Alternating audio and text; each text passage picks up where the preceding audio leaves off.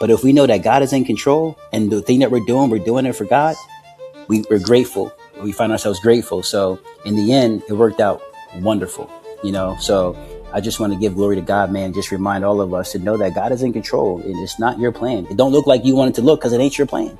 Right. Just know that God's got it.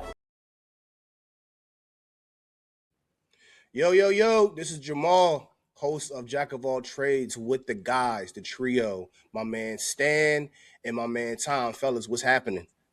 What's going on? What's going on? How's everybody doing? What's going on, gentlemen? Hopefully y'all had a good week. We about to pop into a new week, so let's get into it. Bro, I'm still jet lagged from Hawaii, bro, because I wasn't here all last week in Hawaii, so I'm still trying to catch up with my rest. I'm all over the place. Stan, what's the deal with you? Not too much, man. Just working and maintaining, man. Just moving. Yeah, I feel you. I feel you. But listen, let's not delay any longer. We have, this is a special episode, it's episode 10. So this is a milestone. A lot of people don't get to this mark, but here we are. So let's say we are blessed, and we're going to keep this train rolling, right? But without further ado, we have a special guest, a very special guest, and a dear friend of mine. And to us, we all came from the same side, no pun intended. And here we go, my man Trav Wolfe. Clap it up, Applause for my man Trav. Yeah. Yeah, my man Travis Wolfe. Let's not can't wait for the There story he you about is. to give us, bro. Yeah. Yeah, we've all observed you from a distance, as we grew up, became adults, and just knowing where you came from and where you are right now is nothing short of there's nothing short of a miracle. And I'm just excited to hear from the horse's mouth, bro. So what's the deal, my boy? Hey, what's the deal, man? What's the deal?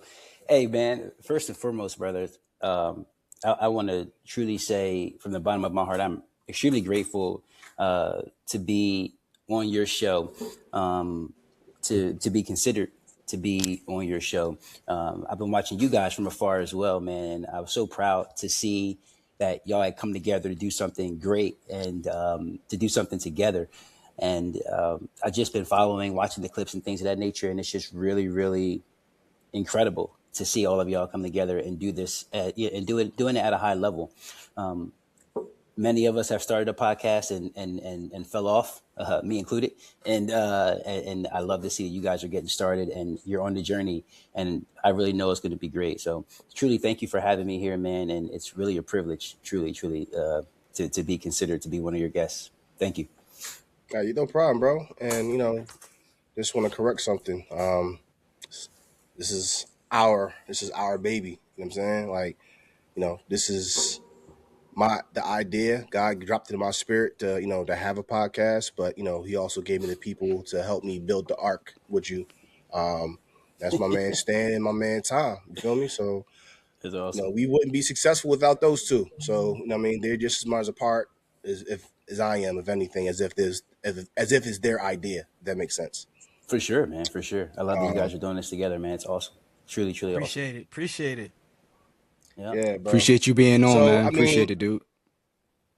Yes, yeah. sir. Thank you. So it's I don't know where to begin, bro, because like we're 40 plus years old now. We've known you since since we were kids, right? Some third grade up until now. Um, and it's nothing short of amazing of how you got here. So I guess for the people who don't know who you are on this platform, just explain a little bit about who you are. Um, you know, we'll get into where you come from eventually, but just where you are right now. Yeah, certainly. Thank you. Who I am right now, truly, I want to start by saying I am a child of God, fallible by nature as a human being, striving to, you know, achieve God's perfection in everything I think, say, and do.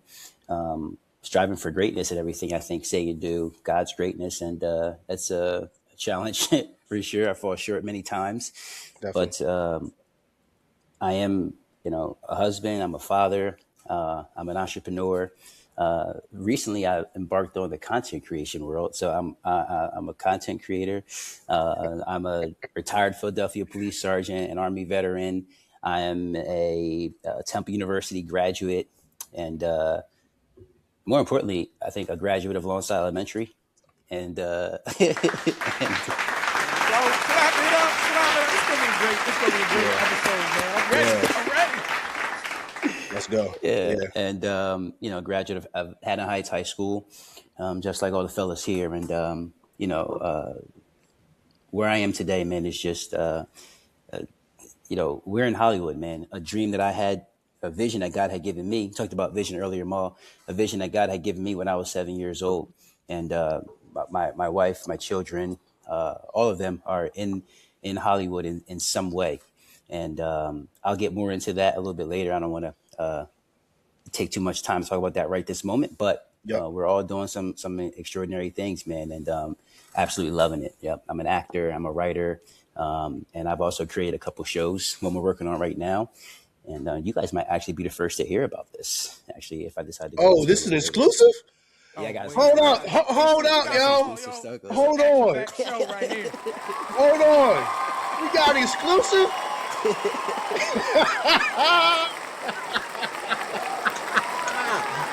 Yo, let's get it. Yeah, man. Yeah.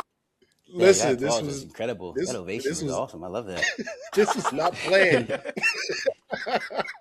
That's what's up, man. But go ahead, continue. Yeah, man. But that's where I'm at, man. That's where I'm at. I love to share some more of that stuff with you guys. Bet. All right, so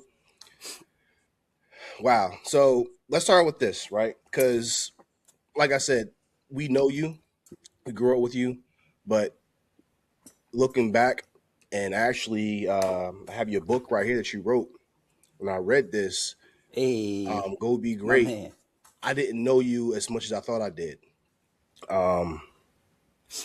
And I guess for some of us, especially in the Black community, you know what I'm saying, we all come from very humble beginnings, some more humbler than others. And like, damn, bro, I didn't know you went through a lot of that stuff. Like, they say ignorance is bliss. And like, as far as I'm concerned, from a kid's perspective, like, you was my boy, we were friends, and I had no idea that you had the struggles you had. If you don't mind, would you like elaborate on that? 'Cause like the first couple chapters, I'm like, wow, I didn't know Trav went through this. Yeah, man.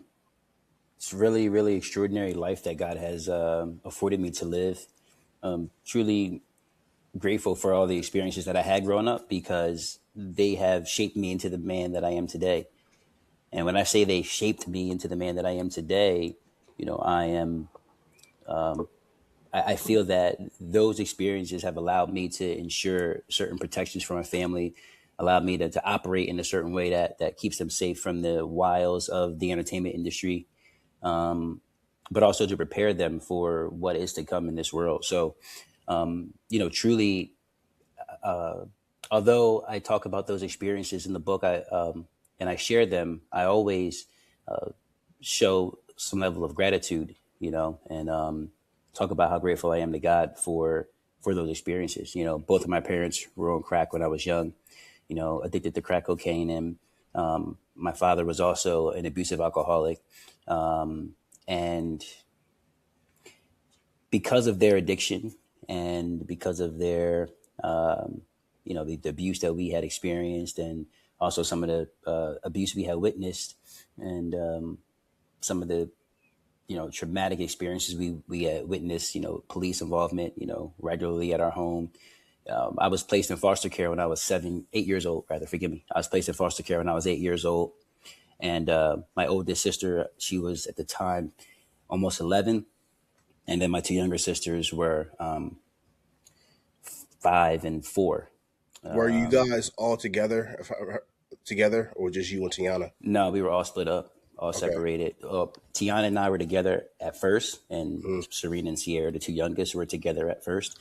But then we all got separated at some point. We were all split up all over the place. Right. That was traumatic in itself. Being in those new environments all the time.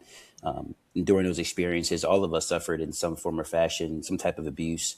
I was physically in. This show's not PG, super PG, right? But physically and sexually abused when I was 11 years old.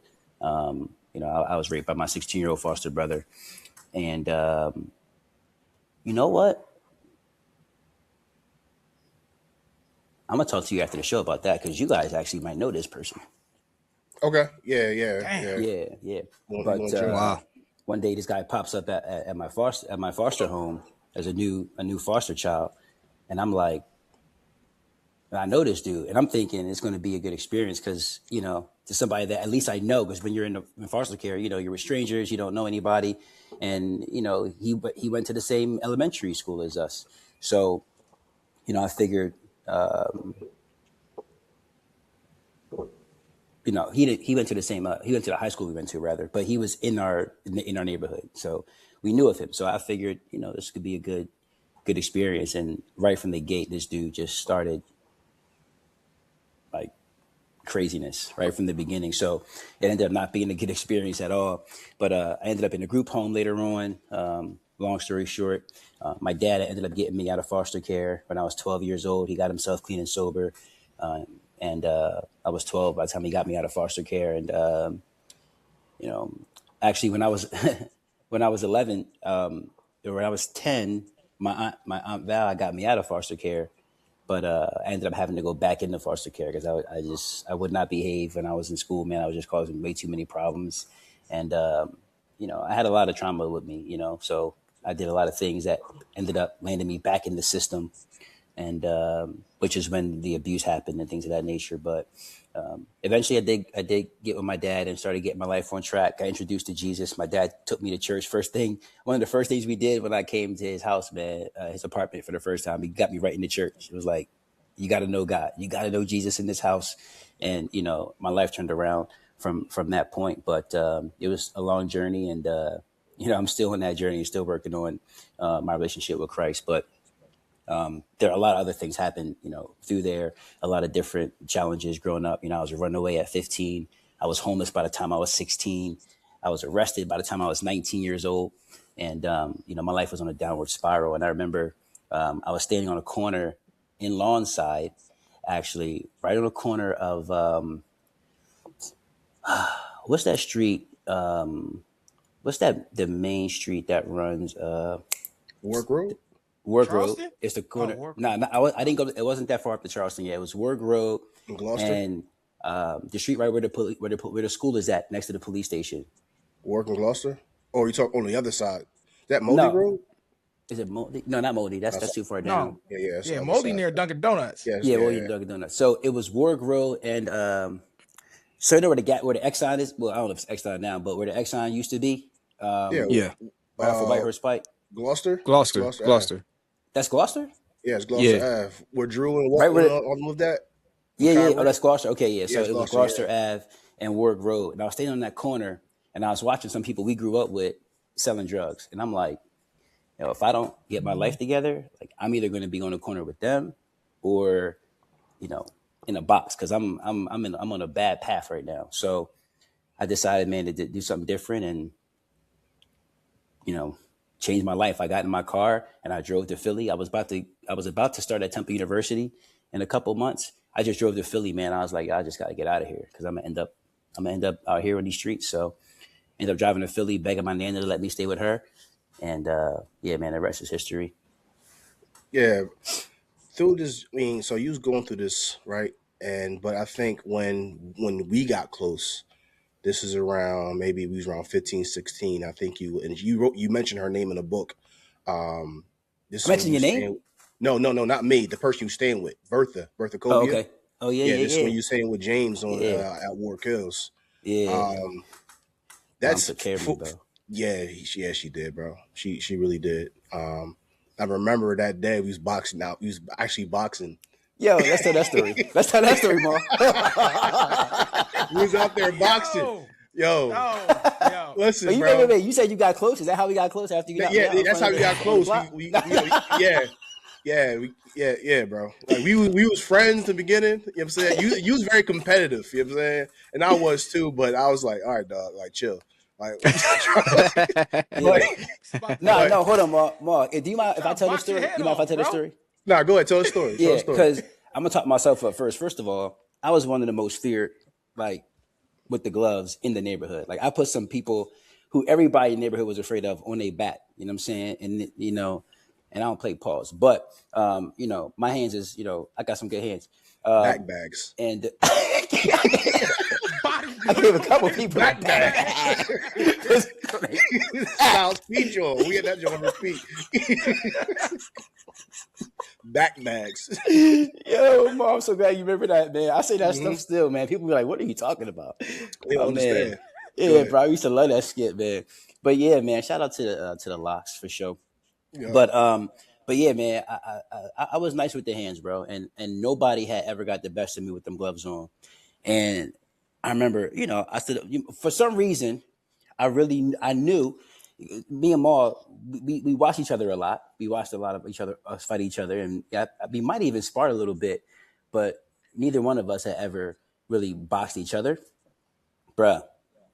I used to watch a lot of boxing and try to model like Prince Nassim Hamed, try to model Roy Jones. My style was mirrored a lot after Roy. I used to love Rocket Roy, man, back in the day. So before he started losing, and I still love him, but I stopped following him after he started losing. But when I don't know if it's because you had watched me a lot, but I had modeled this jab right hook combination that I saw Prince Nassim Hamed do.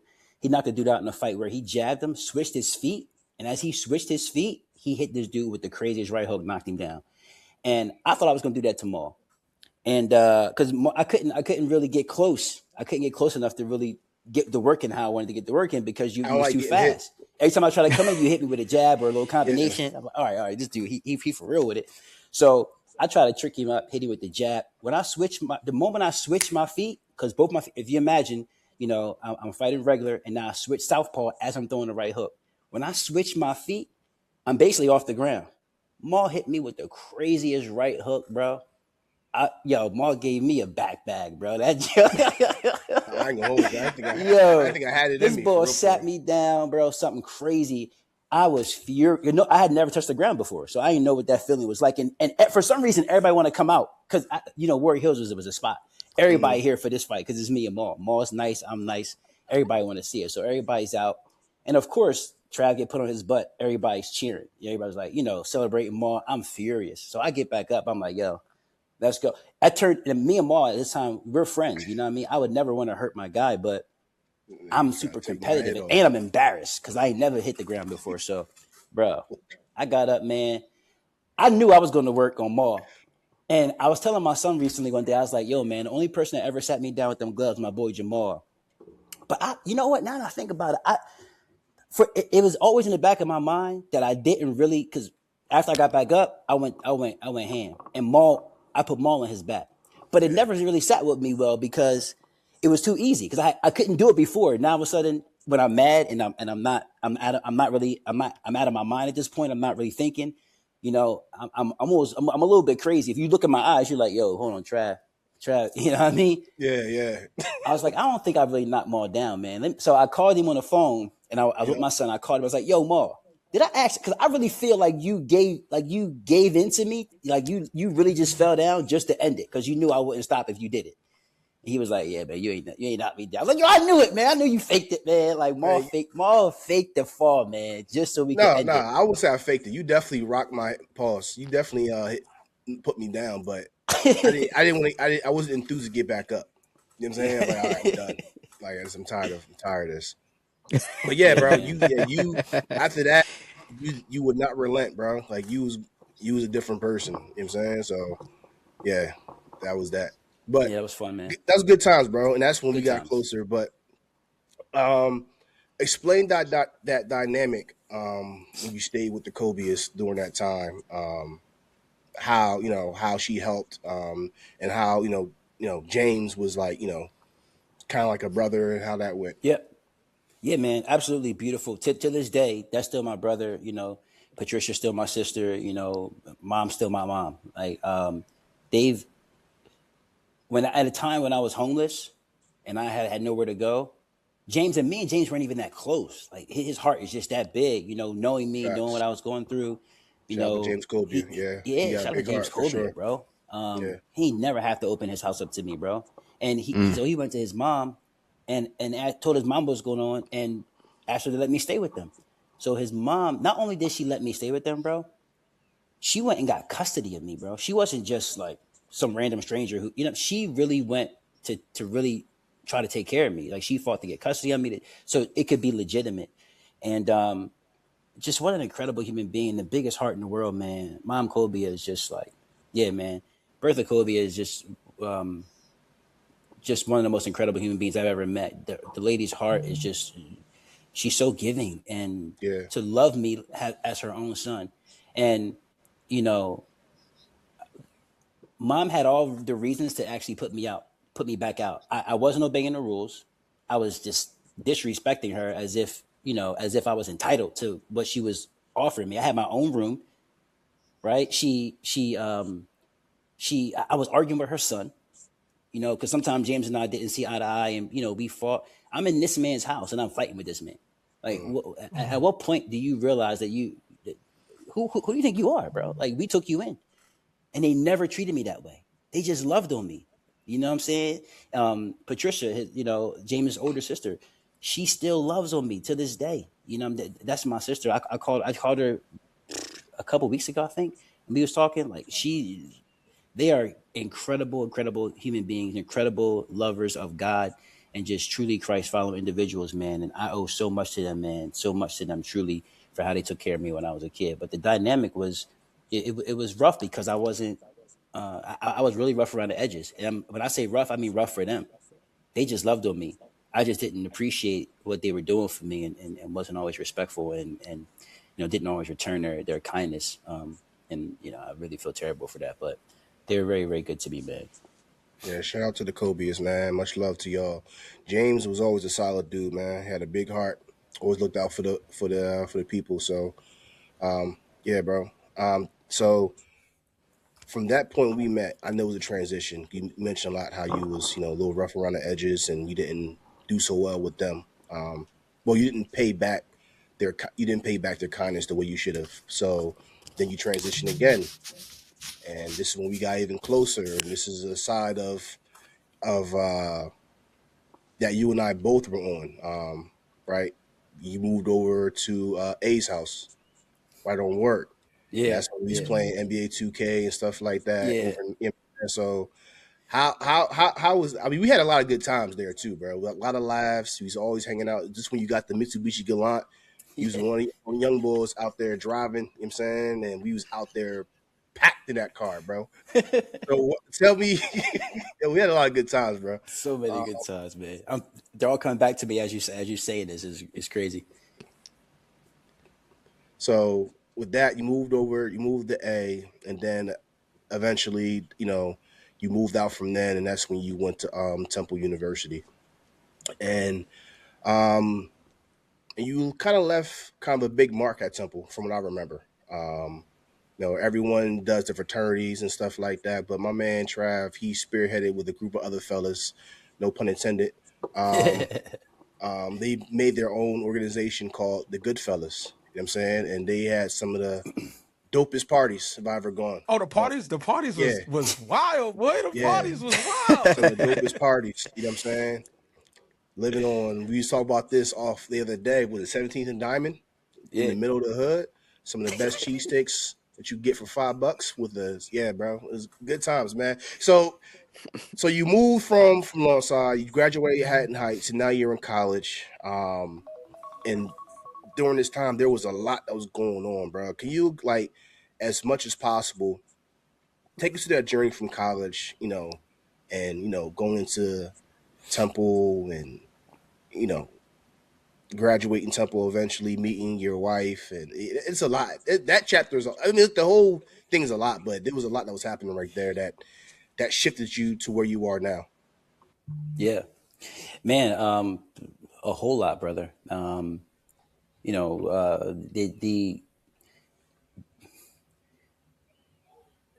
to be honest with you, it didn't feel as it was at that time, but it was definitely God led.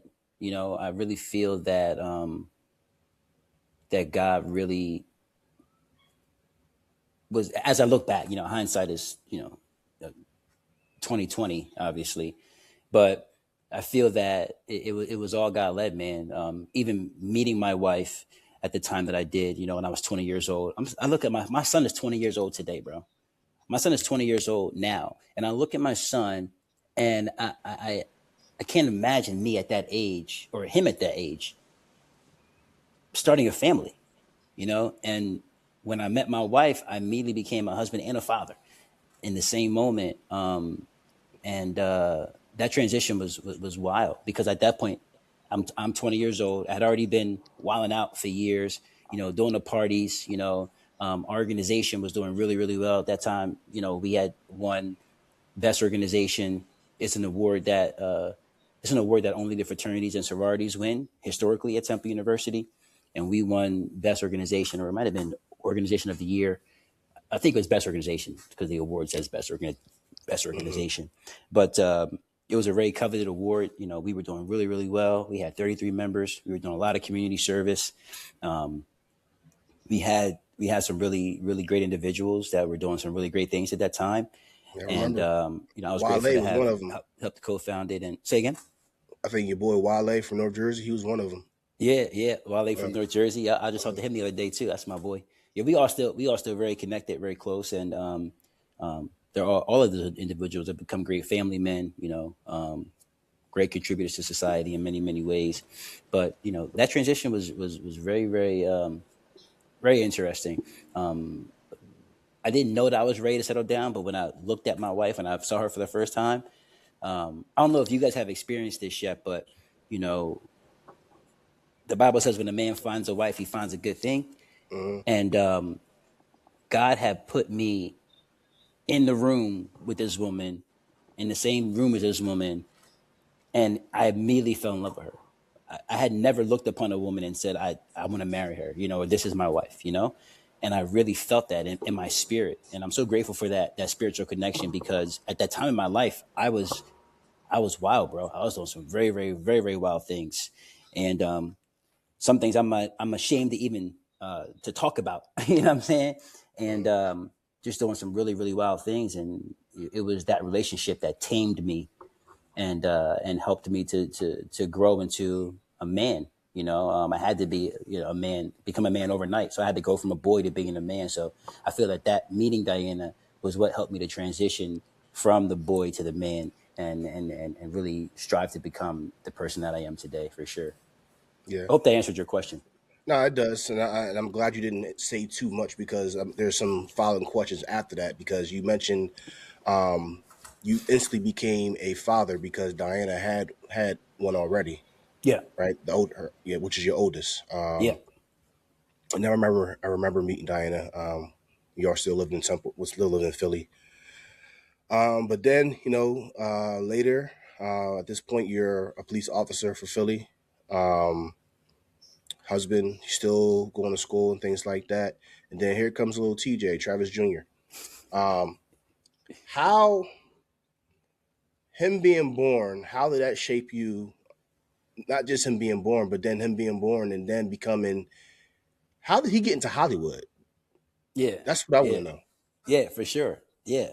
So, man, Travis, when Travis, super quick story about Travis. When I was, Diane and I were trying to have a baby, 2005. I was pursuing a job as a police officer, which I didn't get until 2007. But in 2005, we were pregnant. And I remember I was taking my sister Serena to the airport because she was working at the airport at the time. And Diana called me frantic, crying, and I knew the moment she called me what happened, and we had lost our child. And Sorry to hear that. yeah, thank you, brother, I appreciate it. But yeah, we had lost our child, man, and we really wanted to have that child, and but God's plan is not always our plan, and it was Easter Sunday as well, 2005. So it was a very, very hard, very, very hard time and very, very hard thing to experience on Easter Sunday, to have lost that child. On Easter Sunday, 2006, the very following year, Travis Jr. was born. And it was very interesting because it felt, you know, we know the story about Christ, rising on Easter. So it felt that this was by design, intentional, and it was God's will to have it done this way. And again, hindsight being 2020, Travis being as incredible as he is, we are so grateful that God did it the way that He did it. There's things that we just didn't know about that baby at that time in our lives. If we would have been good parents, if we would have been able to sustain it, if it would have affected our relationship, if it would have affected God's plan for their future child, Travis. So we're grateful, that God did what He did, but it's still very hard. But from the time Travis was born, the moment I put that boy in my arms, I whispered in his ear and told him he's going to be great. Like, son, you're going to be incredible. You're going to make an incredible impact in the world. You are great. You are amazing. You are loved. You are good.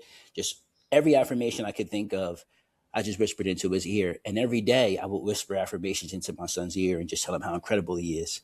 And still to this day, I tell him, how incredible he is. And Travis has always, because that was all that's all that he knew since he was a kid. He's always only strived to be great. He's only always known that he is great. He is the Son of God.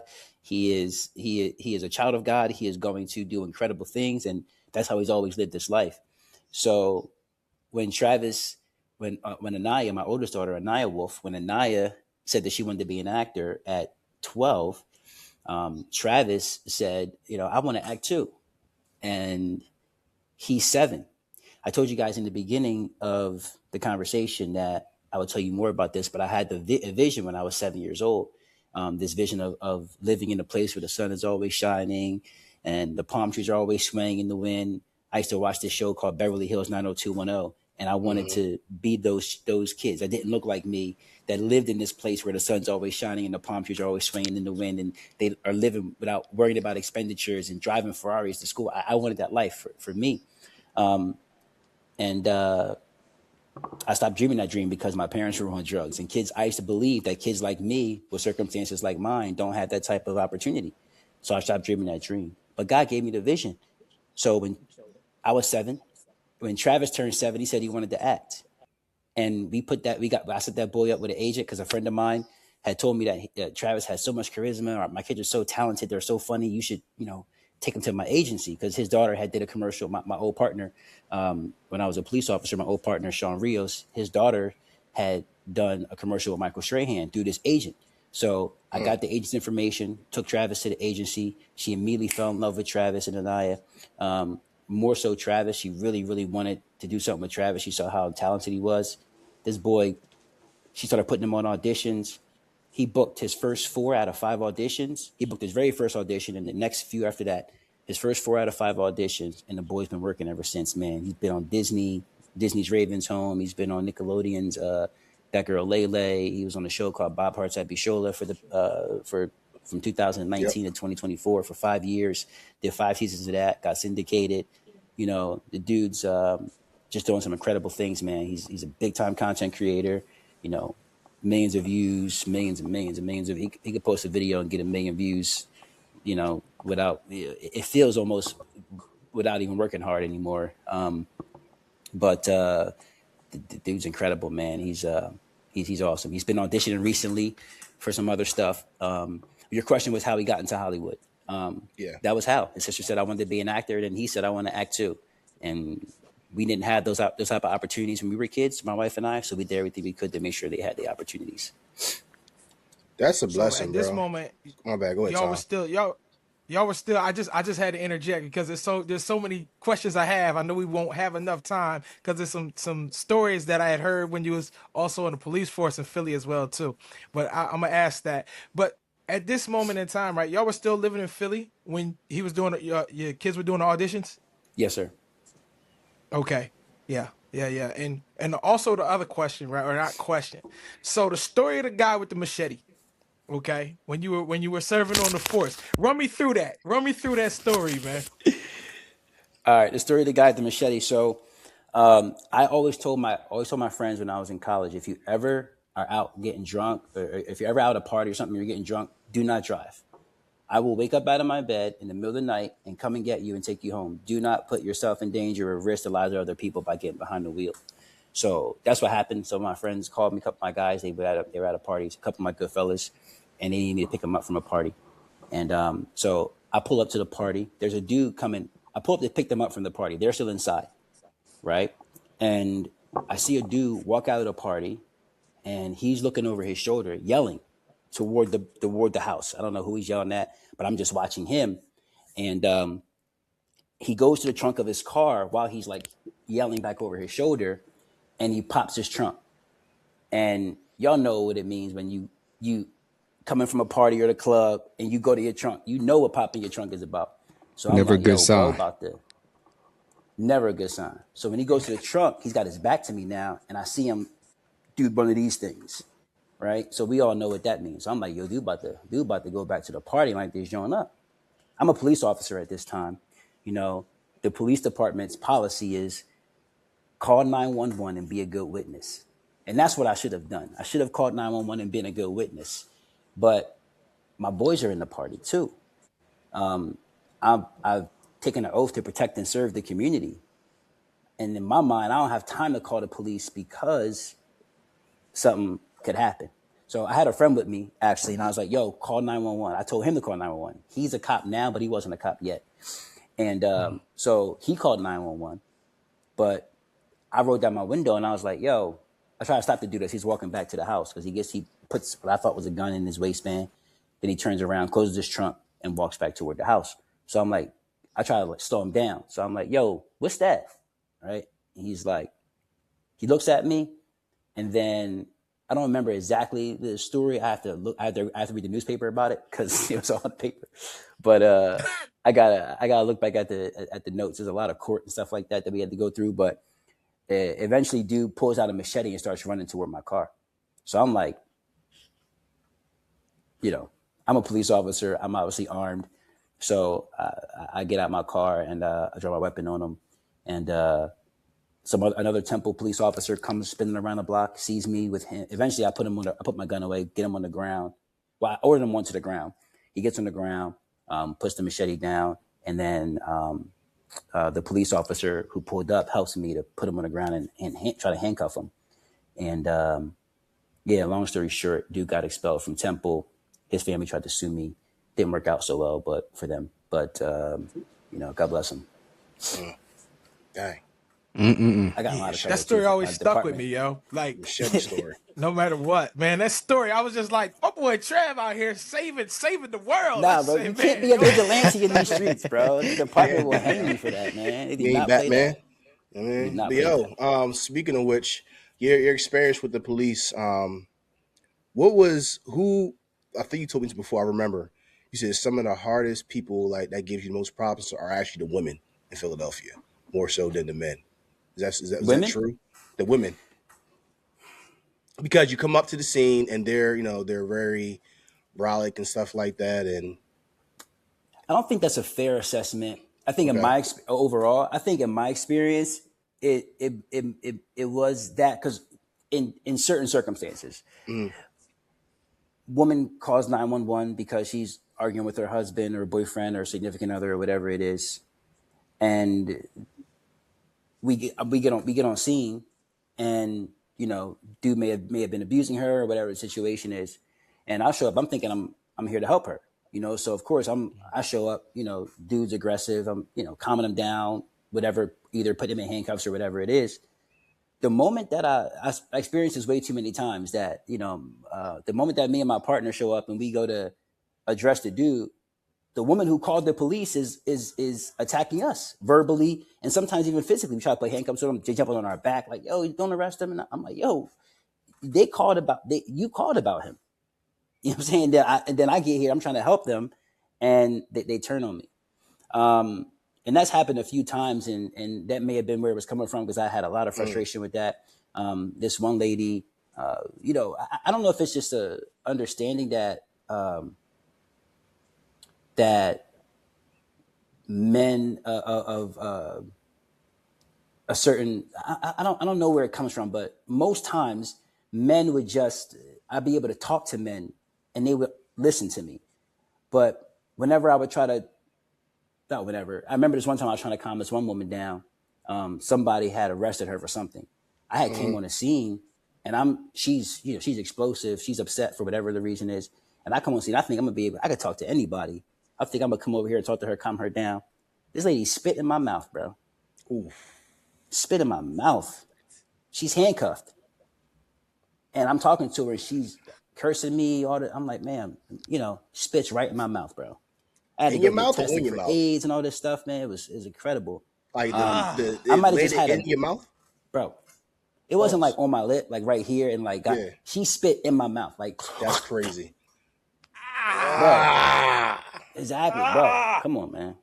I've still never like lived that down. It was a very traumatic experience for me, bro. I'm scared because people in the streets have all types of diseases and things. You never know who you're going to meet. People everywhere in this world have all kinds of things going on with them, and a lot of diseases can be transmitted through saliva. So I was very, very scared for about a week and a half while I'm waiting for all the testing to come back. It was just a very bad experience. So I think it's really unfair to say overall that women gave me the hardest time because I had some men that tried to kill me. Yeah. I never had a woman try to kill me. I have had many men try to kill me. Many men. But wish death upon me. Wish that. But I just think I might have had a bad string of some bad experiences with some women at that time who just surprised me. But yeah, overall, I think, Philadelphia's got some really good people, but just like anywhere else in the world, we got some really not so good people as well. So, and because I'm a police officer, I run into the people who aren't so good all the time. More of my experiences were dealing with people who were good and who liked the police and who were good, upstanding citizens. But a lot of my experiences were people who didn't want to go to jail for the second or third time and wanted to try to take my life if they needed to survive, going to prison, to get out of that experience. So yeah, I think that it's equally bad between men and women, but anybody, anytime can engage you in a negative way. Wow. So now Travis Jr. is born, right? Is this when the Wolfpack started? Nah, I feel the Wolfpack was always. I feel the Wolfpack was always a thing since Diana and I came together.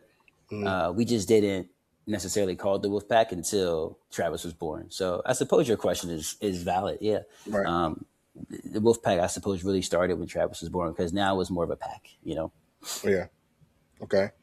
So, but that didn't stop with Travis Jr. Then you had a baby girl. Yeah, right? Ariel. Yeah, Ariel Wolfe. Yeah, she's incredible as well. Then we had Ariel Wolfe, and I'll tell you another story about her another time. I don't want to take too much time, but she's been, man. When she was born, the day she was born, I was shipping off to the military, to the Army. I'm 29 years old, and the doctor said if you have to ship out and Diana doesn't have her baby yet, call and tell them that she's having contractions really fast, and I'll bring her in and I'll induce her labor. So that's what we did. The doctor induced her labor, and I was able to see my baby girl before I shipped off to Fort Sill, Oklahoma, for boot camp. So that was pretty amazing. But Ariel is absolutely incredible, man. She's our little heart. She's a little gymnast. She's won a bunch of not gymnast. She was a gymnast, but now she's a cheerleader. Yeah. More recently, and she's won a few national championships and a few national and regional championships. And she's done some really good things. She doesn't like winning second place. She's very competitive, like me and Travis. So she's like, if you're not first, you're last type of attitude. And I love it, but it's also really there you go for kids, man, to have that type of mentality. But she's that's a champion. Amazing, that's my little champion. That's amazing. And the show's called Jack of All Trades, bro. So you went from a boxer, you went from a college student, athlete. I'm not athlete, but college graduate. You know what I'm saying? Husband, father, police officer, and I forgot, bro. You joined the military. I totally forgot about that. Is the Army? Yeah. Army, so explain that. So this is all happening in Philadelphia, right? You're still in Philly? Yes, sir. and Anaya. So when Anaya was born, you guys were still in Philly. Yeah. Well, Wow. well, So when Ariel was born, Ariel, you mean? I'm sorry, Ari. I'm Yeah, sorry. when Ariel Anaya's was the born, we oldest were one. still in I'm Philly. sorry. Yeah. Yeah, we were still in Philly. Mm, yeah, and when I came back from the army, Anaya had made two. By the time I came back from the army, Anaya had wanted to start acting, and then she started wanting to get behind the camera and direct and Mm-hmm. shoot films, and so she ended up making two short films and a feature length film by the time she was 14 years old, bro. A full length feature sold out a movie theater in Philadelphia, 400 people plus. It was probably about 500 people in that theater packed in there, standing up around the walls. It was crazy. But she got national notoriety, international notoriety. And one day when she was making films, she was 13. I was so proud of her. I whispered in her ear, I said, baby, daddy's going to have you in LA before you're 16. Mm. Had no idea what the hell I was talking about. Had no plan, had no savings, no nest egg, nothing but an inspiration from my daughter, being excited about what she was doing. And I forgot about that vision that God had given me at 7 by this time. It wasn't in the front of my mind. But I was just so proud of my baby, man, because she was doing some incredible things. She's so amazing, a child prodigy when it came to the film stuff. So she's about 15 years old. She's about to be 16. And her birthday's in December. It's August 1st of 2017. We had just came back from St. Lucia. My daughter had premiered her film in St. Lucia.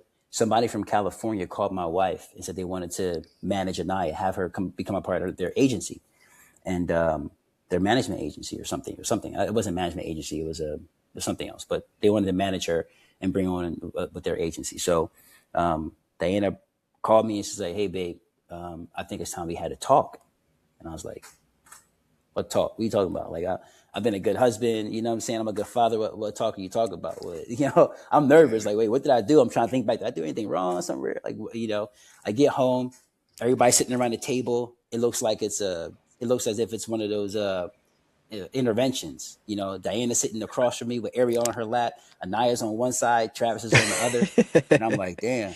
So I sit down in my spot and she's like, I think it's time we made the move to LA to just check it out because Anaya got the call. She tells me the story. And I was like, absolutely not. I'm a police sergeant at this time. Like I can't protect my family in California. So my first thought was absolutely not. And in that same breath, I remembered the promise that I made to my daughter that I was going to have her in LA before she was 16, bro. And she's 15 and her birthday's in a couple of months. And I was like, man, a few months. And I was like, you know what? Just go. And she's like, yeah, we're going to go. We're going to go for like 30 days and just check it. I'm like, nah, just go and never come back, man. I'm going to figure it out. Y'all just go. I'm going to make it work. So we packed everything up, man, put our home up for sale, and sold our home in 12 days, packed everything up. We moved to LA in August 1st of 2017. Drove my family across the country, dropped them off, and came back to Philly, man. And me and Trav came back to Philly for a little bit. Then I shipped Travis out a few months later. And then I was in Philly by myself for a year, man, just working, missing my family. I was still on the job. I had gotten injured, and I was actually about to be forced to retire. They were trying to push me off the job because of my injuries. And yeah, man, the rest is history. But yeah. Dang. That is What a a man of journey. faith right there. What a journey. That's a man of faith right there, bro. Just to and I think in this sense I'm like you in this sense, like absolutely not. Like how the heck I'm gonna do this? But you God reminded you what you said, and you know what? I gotta make good on my promise. You know what I'm saying? And kudos to you, bro. And I can't even find the words to really express like how amazing that is. You know what I'm saying? So It's God's do promise you ultimately, man. It was God's promise from me, from when I was 7 years old. So I just having that faith, bro. It's hard to facts, find the facts. words because there really aren't. It's a spiritual thing. You know what I'm saying? Yeah. God God designed this since, the Bible says that, he knows you before you even formed in the womb, right? Mm-hmm. So God had this plan already designed, and it was destiny. So when God spoke, when this opportunity came, and God reminded me of what he had, what I had promised, it was also a reminder of, which at the time I didn't realize it, but his promise to me, so it Right. was all by design. So just having that faith, man, is really all I could hold on to make that happen. But I appreciate you saying, kudos to me, but truly I give the glory to God, man, because without faith, there was no way I was making that move. Like, I know if you gave me this, if you set it up like this, God, then you must, fine. Yes, God, this is your situation. You take care of my girls. These your Mm-hmm. babies, So yeah, That's amazing. So like you stayed where in Philly? I mean, you I was sold the living with my house. sister Serena. I moved into Okay. Serena's house. I was paying her rent for a little bit before I couldn't afford to anymore, because Yeah. my rent in California for my 1 bedroom apartment was double what my mortgage was for my 4 bedroom house in Philly that I So owned. that's where y'all. Okay. That's where they were staying at. Yeah, yeah, Okay. Um. Wow. Um. So they were staying at there in Philly. Um. I'm sorry, they were staying there in California, 1 bedroom yep, apartment. Um. So during this time, what was happening? Were you guys? I mean, you got there because your oldest daughter Naya, right? yep. But Travis Wolfe is, junior, right? So how did during that time, how did he get involved? With the whole Hollywood and things like that. When the main reason why you was there because it was Anaya, Yeah. right? Well, So yeah, yeah. That's an interesting question. It's a good question. Thanks for asking that. When Travis said he wanted to start acting at 7, we got him into acting. At this time, Anaya's 12. So some time has gone by where Travis had, started to pretty much, I don't want to say conquer, but pretty much go as far as he could with the New York market. They did a lot of commercials. We were traveling back and forth to New York, twice a month, sometimes 3 times a month, sometimes mhm. twice a week, doing different auditions in New York and commercials. So he had been doing some things for a while. Travis had been acting for a little while, and had a lot of experience. So when he came to LA, um, Anaya was working on a project where she was one of the producers, or directors or something of this project that was going on in LA. At the time, it was a big project. Uh, Kevin Hart was financing it in some way, because the person who was running, who was doing the project, she, at least from what she told us, she was Kevin Hart's children's teacher, like their homeschool teacher, and this is not verified anyway, by the way. And I'm not dropping Kevin Hart's name because we never met him or did anything with him or anything like that. Kevin But this is what Hart, Kevin how Hart the story goes. put that in the algorithm. But the lady said she needed a child actor, a light skinned, like 13-year-old actor. And that was Travis. That was Travis's age at the time. So the moment he lands in LA, he's already got a job. And so he's on set, working with this, some really big name people in the industry on this project. And everything just opened up from there. From that experience, it led to the next. Did some auditioning here in LA. He got signed with an agency. Did some auditioning. Got booked on Raven's Home. Then That Girl Lele, and then Bob Hertz Abishola. That's interesting. How so? It's interesting. You said we're looking for a young light skinned male actor. Why so specific with the demographic? It was very specific for the demographic because the age, they needed the age, which is easy, but Right. the lead in the movie that they were filming was light skinned. Mm. So in order for Travis to be her son, they had to match. In order for the person to be her son, they had to match the complexion. And Travis was a little bit more fair skinned than I. I mean, black got all different shades, man. Yeah, yeah, My yeah, brother yeah. like my brother light skin. I'm brown. It's like, no, I'm joking. Yeah. I'm joking. I'm joking, man. Same here is, yeah, Nah, but seriously, that makes sense though. I mean, obviously, you know what I'm saying, because the parents are light skinned, you would have a light skinned son. Speaking of which, how did you feel that your son had play parents? Did you feel jealous any type of way? Nah, And bro, we had a really good, really, really, really good. You talking about on Bob Sappy Shoulder, right? yeah, Or yeah. yeah. No, Hmm. we had a really good relationship, bro. That set was a family. We had a really great relationship. Actually, me and his mom on the show, we we game together. You know what I'm saying? Like we had a really good relationship. Me and Y'all game? Olowofoyeku. She was Abby Shola in the show. Yeah. Um, Said what you say, Mom? y'all game together? You said Yeah. We play. Yeah, we be on PS5 together, bro. let's So go, man. Shout yeah, out to That's my what's up, streamers and man. my gamers out there. Let's go. You know what I mean, I'm 40. I'm never going to stop gaming, bro. But go ahead.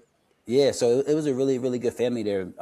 Me and Billy had a really good relationship on set. We were very close.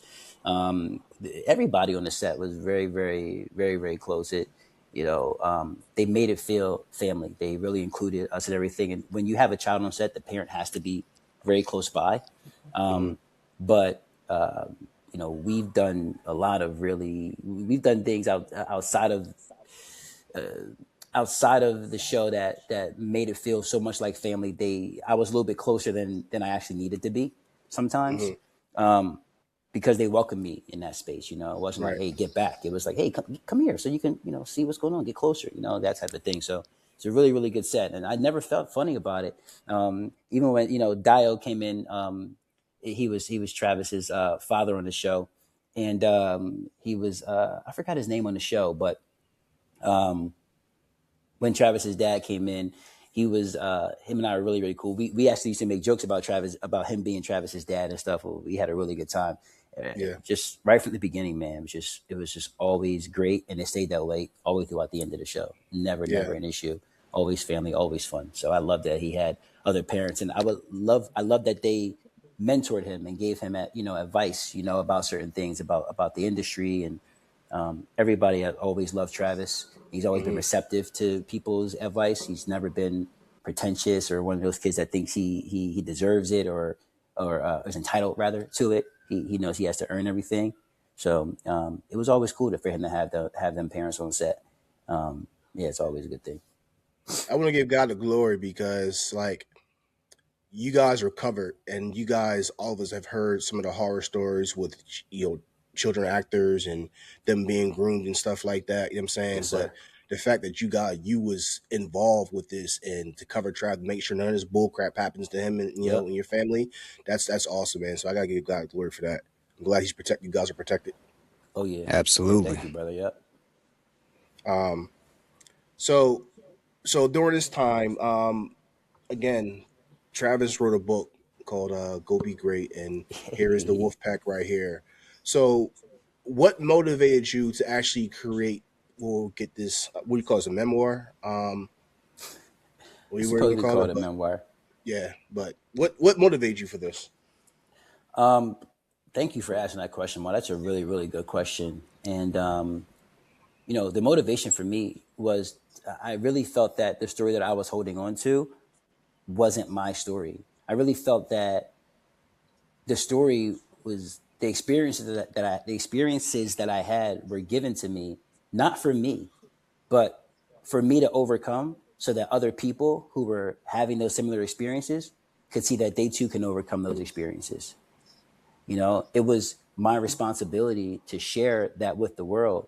And I had no idea how powerful it would be, but I just felt that those things weren't hurting me. Those things happened to me. Those things happened not to me, but for me, so that other people can see that they too can come out of these situations and do great things, and achieve, greatness. 'Cause sometimes we become a victim of our circumstances or a victim of our environment.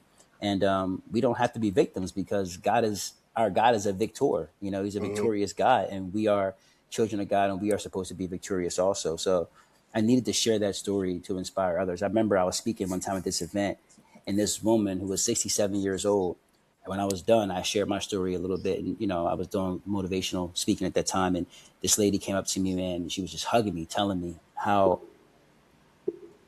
how inspired she was to know that she can overcome her victimization after hearing my story. And this woman's 67, bro, been living with this pain for God knows how long. You know what I'm saying? And in that same room, there was a police officer who I knew personally, and he told me that his father didn't believe him when he told him that his neighbor had abused him, and it was really hard for him to And this man, at this time, this man was over 40 years old. I was like 36. He was over 40.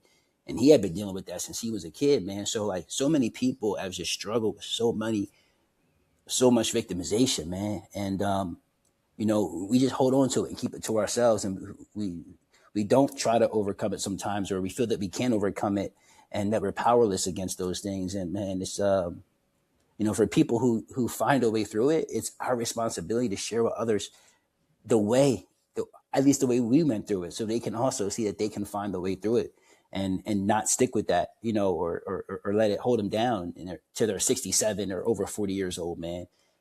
It's a dangerous thing, victimization, and what it can do to us. But when we see others can do it, we believe we can do it too. Amen. Big amen. Big amen. That's why it's called a testimony, right? It's not so Yes, that sir. we can actually give ourselves the glory, but it's just like you said, a story for someone else that they too can overcome. You know what I'm saying? They don't have to be a victim all their lives. And I connect with that 1000%. So, you're in Hollywood now. Anaya is getting in the production side, behind the camera, and then your son is actually in front of the camera doing his thing. But there's a lot more that's still being done, because one day I see you, maybe not too long ago, people praising you, applauding you. I guess you went to acting school, and now you're an actor now. So um, again, jack of all trades. This guy does everything. He's a freaking military boxer, um, police officer from Philadelphia, speaker. I mean, now he's an actor himself now, and now he's a content creator. So explain, explain to me. Oh, forget author. I forgot. Jack of all trades, man. Listen, this is we are living. Damn, we are living. You know what I'm saying, up to this title here. So explain to me, you know, that ordeal, how you went from being a father, and observing your children in Hollywood, to now being in Hollywood yourself. Yo, that's such yo, Maul. This story is incredible, right? So one day I go to pick up some checks for Travis, and I had I don't know just what you're talking spoken at a university in New Jersey, and I got paid, I think, like $25,000, or about. I think no, it was $17,000. They didn't have a budget for the Taxed? full That was 25. Was it taxed? Was it taxed? Um, Eventually, it had to Oh, be okay. All taxed. right. Yeah. All right. But they were like, man, we don't have 25,000. We're gonna give you, let's do whatever we can to get you as much as we can, but we don't have the full 25, but we really want to pay you what you're worth. And it was amazing. Anyway, I had just gotten paid 17 grand, and for speaking at this university, and I was doing pretty good. And but I went to get my son's checks, and he had a stack of checks, and I'm looking through his checks, and I'm like, dang, like everyone I switched to is a bigger check, and I'm like, yo, this is. So his agent, she's looking It's a at good me. She's motivator like, right there. It's a good yo, motivator. is a huge motivator. So she's like, you must be in the wrong business, huh? I said, nah, I'm not. So my agent tells me to step into her office, and she's like, he must get it from somewhere. Now, normally agents don't sign you if you don't have any, credits. And the only credit I had was when I was in my daughter's film. I was an Uber driver, and then I had another credit for I did a commercial for HUD, right? Housing and Urban Development, and that was it. But it wasn't nothing crazy. But because of my agent's relationship with my son, you know, I was able to get. I suppose that's called like reverse nepotism. You know what I'm saying? Or not reverse, but more so. I mean, usually it's the parent doing something for the kid, but because of my kid's relationship with his agent, she signed me. So because of his relationship, I was able to get signed to the agency, and I started working from there, man, doing auditions and done some commercials. I was in a movie recently. My wife and I went to the theaters to watch me in a movie.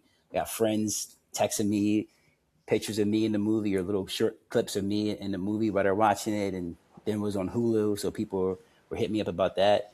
It's just been a really incredible journey, man. So, but yeah, and I finished acting school. I went to the Sanford Meisner Center. in Burbank, California. Truly the one of the, if not the top acting school in LA or in the surrounding area. And that's debatable. I think that's people have their own opinions, but Right. anybody who knows what Meisner is, what the Meisner technique is, they know that it's incredible. So it's a 2-year program. I started in 2024 and I graduated in 2023, I think, and I graduated in 2026 in January. Wow. Wow. So what are some of the challenges with acting school? Because just think trying to learn remembering the lines. Like, did you have issues with that? Like, I wouldn't say I had issues with memorizing the lines, but the way we do our memorization, the way we learn to memorize text, mhm, there's a very specific method to how we do it that really helps to memorize your text really well. I had when we graduated, we all did scenes.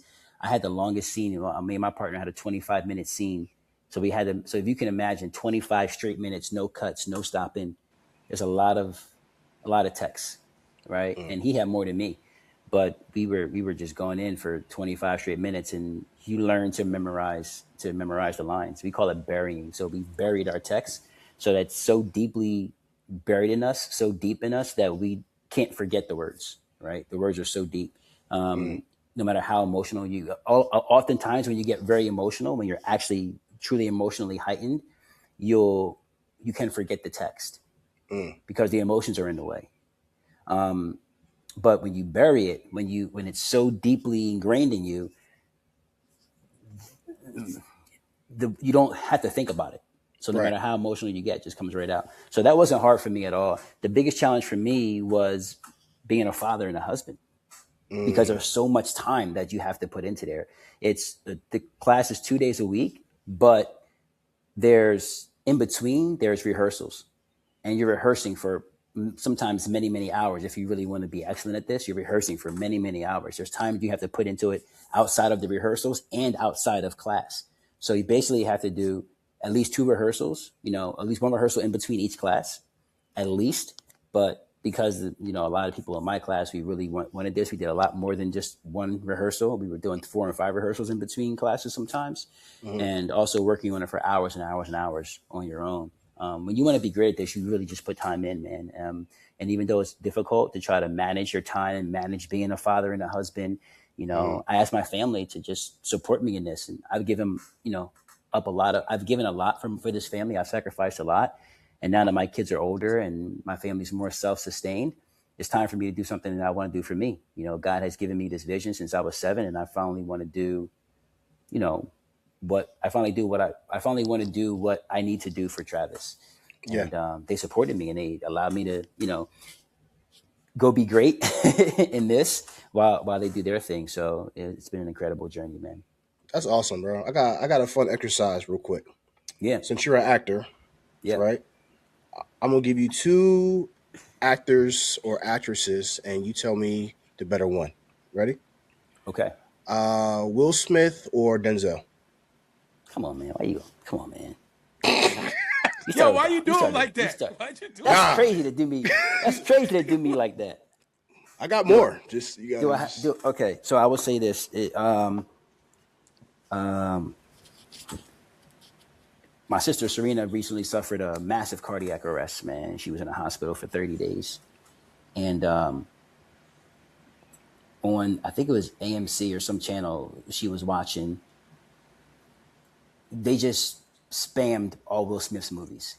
Independence Day, Bad Boys 2, every Will Smith movie ever made. They just they just spammed his movies, and I got a chance to be reminded of Will Smith's greatness. Yeah, he's pretty good. Absolutely, he's so extraordinarily great. I mean, iRobot. I mean, every movie he didn't miss. He's funny. He can do everything. Denzel Muhammad Washington is a Ali, different. Say again. Oh, Muhammad Ali. my word, bro. What's the one with him and his son? Not the Oh, air, not the well, military. Pursuit, my Yeah, yeah. favorite, pursuit. Pursuit of Happiness. Pursuit of Happiness. Yep. Oh, my word, But don't bro. sleep on Denzel neither. You get Malcolm X. You know what I'm saying there's a Oh, lot of hold good things on, that hold on. Denzel I did. didn't Yeah. finish. So I didn't sleep Oh, on my let bad. Denzel. let My the bad, man player. finish. You asked the Nah, question. I'm starting off by giving Will Smith his props because he is one of the Okay. absolute greatest actors in my time, and I absolutely love him. There's something about Denzel. According to him, his name is Denzel. Something about Denzel, We calling you Mr. Denzel Washington. though. We've been calling you Denzel our entire I know, lives, bro, not bro. Denzel. That's what His everybody's name saying. is Like, Your bro, name is Denzel. I can't call you Denzel now, bro. I've been calling you Denzel, Your name is but that's that man's Denzel. name. Respect his name, man. I'm gonna call this Nah, man Denzel. Denzel. Mr. Washington to me. But he's he's extraordinary in ways, man. Bro, I'm getting emotional just even thinking about it. He has inspired me just by being. The man's a man of God. I think he got baptized recently. He's 71 or 72 years old or something. He gets I've heard a lot of baptized, stories about that and the you things that know, he won't do and compromise because of his faith. because of his faith, bro. Yeah. Standing on that. I'm not going to, and when my agent asked me, will you do certain things? And I won't go back to that story, but she was asking me during the meeting, during the interview that I had with her, will you do certain things? What won't you do? The first thing I thought about was all the stories I heard about Denzel and what he won't compromise. My wife's sitting next to me. I'm like, I won't do this. I won't do that. And she's like, babe, it's okay if you do that. Like, it's okay you're an actor. I said, no, I don't want to do that. And I remember standing, like saying to my wife, like, I love you too much to do that or to have my children see me doing that. Denzel did it. I can do it. Mind you, I don't even have an agent at this point. You know what I'm saying? Technically, I don't have an agent yet, and I'm saying what I won't do. But I got that inspiration from him, man. Standing on my faith. The man that he is, the movies that he's made has inspired me. I learned from him that actors inspire because of our role as an actor. When people watch us, they see themselves in the role that we're playing. So when you overcome as an actor certain circumstances, people see themselves overcoming those circumstances. It's a very powerful position to be in. They don't just see Denzel in a movie, Man on Fire, for instance. They don't see Denzel in a movie, doing anything he can to fight for the life of this young woman, for Peter. They see themselves doing this for this person. I see myself doing everything I can to fight for the life of my daughter. I will give my life for my children, any one of them at any time. So I've been inspired by him in multiple movies that he's made, and inspired by his character as a man because of the movies that he's made. He doesn't speak much, but when you hear him speak, because you have so much respect for him as an actor, you listen. And when he does speak, he makes sure that he adds tremendous value to every individual once he opens his mouth. It's very And impactful. I agree. Impactful. so I can't say who the best is. What I can say is man. I've been inspired by Mr. Washington more than anyone in this industry. I've been inspired by a lot of people, but Mr. Washington, more than anyone. And I feel his impact in the world has been so great, it's immeasurable still at this time. His impact is gonna be forever, and I don't think we'll ever be able to really measure it. I'm gonna go ahead and answer it for me. If you have to answer it, if you make me answer it, Ma, I will tell you, but I prefer not to do that because either of them are great in their own way. It's all good. I'll help you out. This is just me. And I love Denzel Washington. And I love Will Smith.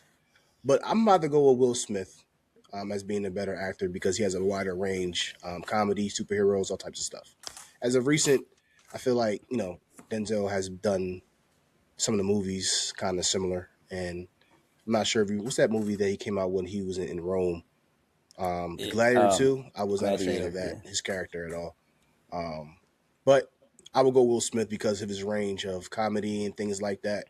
Doesn't mean that Denzel is not great. I think Denzel is great, but Will Smith for me, the different genres of what he's done, I'm going with Will Smith by a smidge. And also he raps, so smidge. You know what I'm saying? Yeah. So that's just me. Real quick, Stan and Tom, what do you guys think? I'm going with how you say his name? Denzel? Denzel. I'm going with Denzel. Denzel. I'm going with Denzel. I'm going with Denzel, Denzel okay. on this, man. I'm not King mad at it. Kong ain't got shit on me. That was iconic. That was iconic. Yeah, But, man. but what about Will Smith? When you said "Welcome to Earth," in Listen, Independence Day. Will is fantastic. Saying? Will is fantastic, and so I'm not taking that away from Will Smith. Will Smith is a great actor. I just resonate more with Denzel. I'm trying to say his name right. With Denzel. Denzel Washington. There you go. Denzel. I resonate more with his roles that he's played. Honestly, you know, Will got a lot, like Legends of Bagger Vance. Like if you go back in the, you know what I mean, way back and stuff like that. Will got tons of stuff, and obviously the Fresh Prince of Bel-Air. We all sat there and watched it, and you know what I mean, just legendary stuff. I just with Denzel's characters, like I still go back and watch Mo Better Blues. And I think I can play a musical instrument. I can't play no musical instrument, but I think I can when I watch that movie. Because you watch Mo Better Blues. I got you.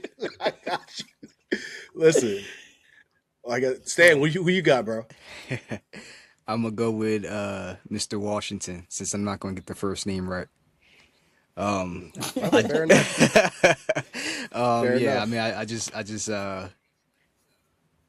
he shapeshifts crazy with some of the roles he has, even more so than Will. But it's a tough choice, but I'm gonna go with Denzel. Fair enough. Like I said, I'm the only one that says Will Smith, but only by a smidgen because of his range of acting with comedy and stuff like that. That's the only thing. That's the only thing. Just by a smidgen. So if anything, I would say 1A, 1B. 1A, Sure. 1B. Oh, for sure. 1A, 1B. 1B. Both incredible, talented people in general, not just acting. It goes way beyond that. I mean, between, you know, community outreach and doing as much as both of those great black men have done, there's no real, I don't want to say one's better than the other. Really, I don't. But just with who I resonate more with in the roles, that's why I'm going with Denzel. But other than that, I mean, Respect. Will is a legend. Will, my whole childhood, you know, throughout the childhood, Will Smith, much love to Will out there. So it's all love, all love. Bro, can I add this, man? Because this piece bro. I feel is really important. Pursuit of Happiness, man. I mean, Great movie. I don't know Thug tears. if anything, bro. Thug tears. I watched that movie the other day, bro. I cried like I never saw the movie, bro. Cause I have a son, bro, and I want my son to be great, and I want to show my son that his father is. I want my son to know his father's a great man, you know. I know, but when I first saw that movie, I hadn't really had the same understanding of it because I hadn't gone through what I had gone through with my son yet. You know, I hadn't experienced all the things I experienced with my son. So when I have my son and I watched that, we were at Disney Studios. My son was going for an audition, and I remember when we came out, I saw the Pursuit of Happiness, you know, the giant Pursuit of Happiness poster, and me and my son stood in front of it, and we tried to recreate it. We tried to recreate it. I have a picture of it on my Instagram or something, but. What that movie did to me, man, it inspired me in a way I don't know if anything else movie wise happened. You just can't take nothing from Will, man. His role in that movie was one of the most incredible. That movie should have won. Will should have won 3 Oscars for Best Actor in that movie at that time, man. It was absolutely incredible. You just can't take nothing from Will, man. He's definitely one of the greatest to ever do this for sure. For sure. Yeah, I got, and just to reiterate with Mr. Washington, you can't. 41 years of my life, you can't have me calling you Denzel, and then at 41, you won't call you Denzel. It's Denzel forever.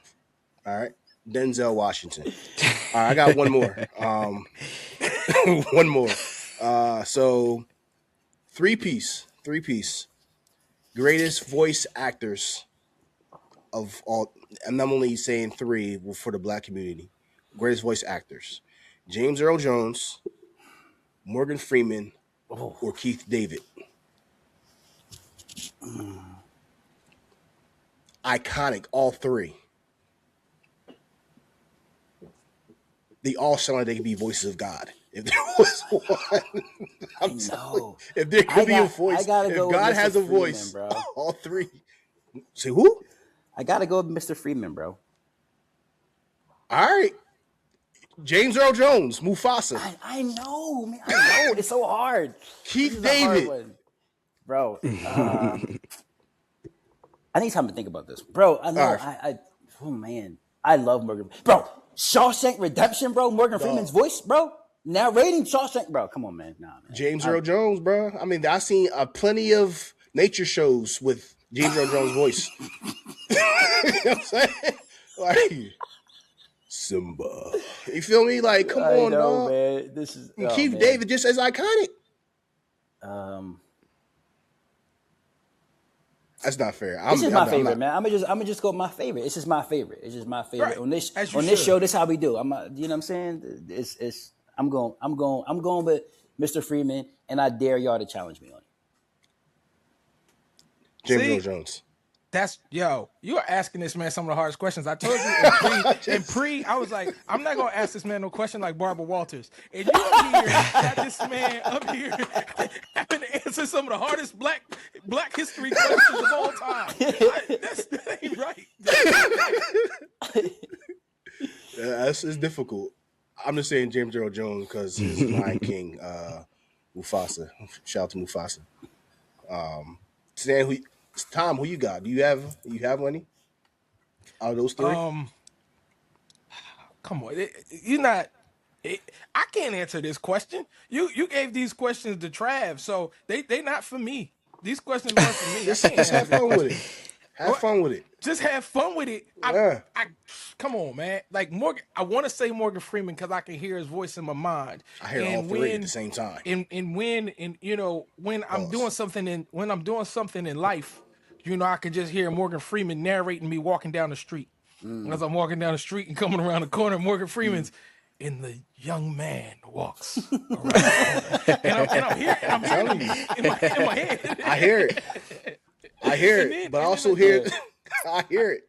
James Earl Jones, man, he's in Star Wars and Darth Vader and I don't know, man. I just When you say Keith the body David of work, spawned bunch of documentaries. you said Keith David because he recently did he did the Moon movie, which my homie Falake Olawofoyeku was in.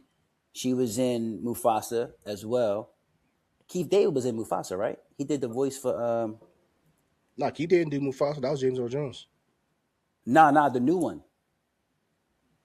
New one? The new I don't think that's. Look it up. Look it up. I think I'm pretty sure Keith David did Mufasa 2024.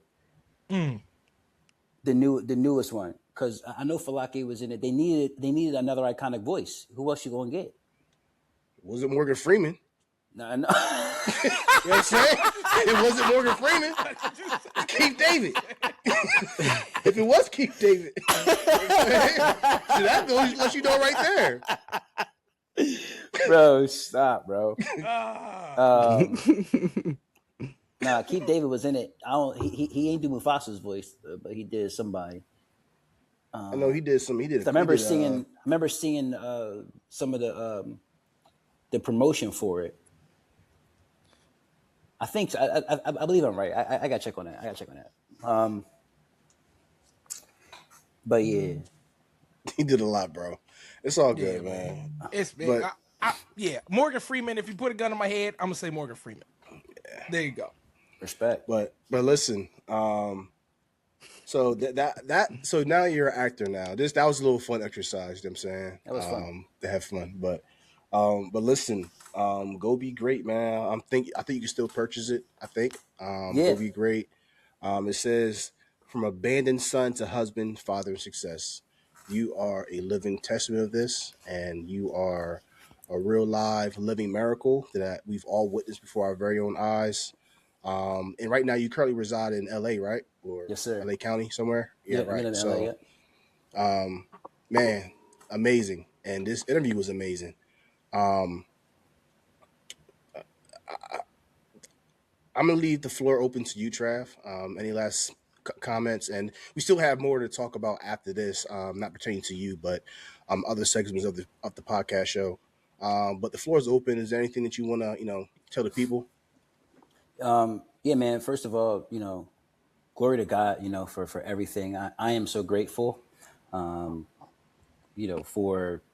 all the beautiful things you said about me. But I am so grateful that God has allowed me to be a vessel for His work. And I truly believe that ultimately for everyone here watching and listening, if we truly, the Bible tells us to seek ye first the kingdom, right? And all these things will be added unto thee. Seek thee first the kingdom, right? So if we truly seek God, we sometimes find ourselves, ambitious, wanting to achieve certain things in life. Absolutely, 100%. You want to continue to do that. But if we seek God first, I feel we'll have less of that feeling of failure, or a feeling of not achieving, or a feeling of hopelessness or despair or sadness or depression.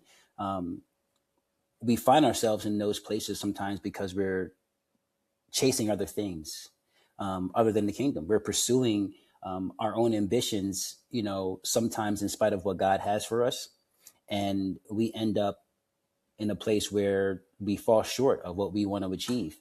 But when we know that we're doing a mission for God, when we know that what we're doing is God's work and not our own, wherever we land, we can find ourselves grateful for, because we know that God is ultimately in control. And how this looks might not be how I want to look, how I want it to look, but it's how God has designed it. So I give glory to God for everything. And super quick, so I can help you understand what I'm talking about. When I was retiring from the police department, before I retired, I was getting pushed out of the police department, and I was very frustrated of how they were treating me, how the police department was trying to blacken my name, saying these crazy things about me, trying to make it so they didn't have to pay me for the rest of my life to give me my pension.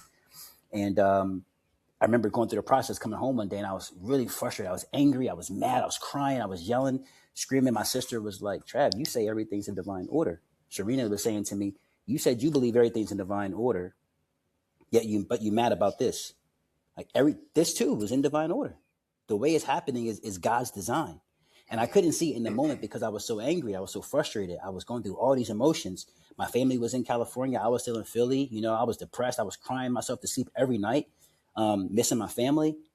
But God had his hand in that the entire time, bro. And when it was all said and done, for the rest of my life, I'm going to get paid by the city of Philadelphia. I'm going to make millions of dollars before I die from the city of Philadelphia, because they got to pay me for the rest of my life. So in the moment, I was frustrated. In the moment, I didn't see it, and I was angry. All those emotions, because we're human. But if we know that God is in control, and the thing that we're doing it for God, we're grateful. We find ourselves grateful. So in the end, it worked out wonderful. So I just want to give glory to God, man. Just remind all of us to know that God is in control, and it's not your plan. It don't look like you want it to look, because it ain't your plan. Right. Just know that God's got it. Yep. Thank you, Jamal. Thank you, Tom. Thank you, Stan. Appreciate you guys, man. It was an awesome experience. Absolutely.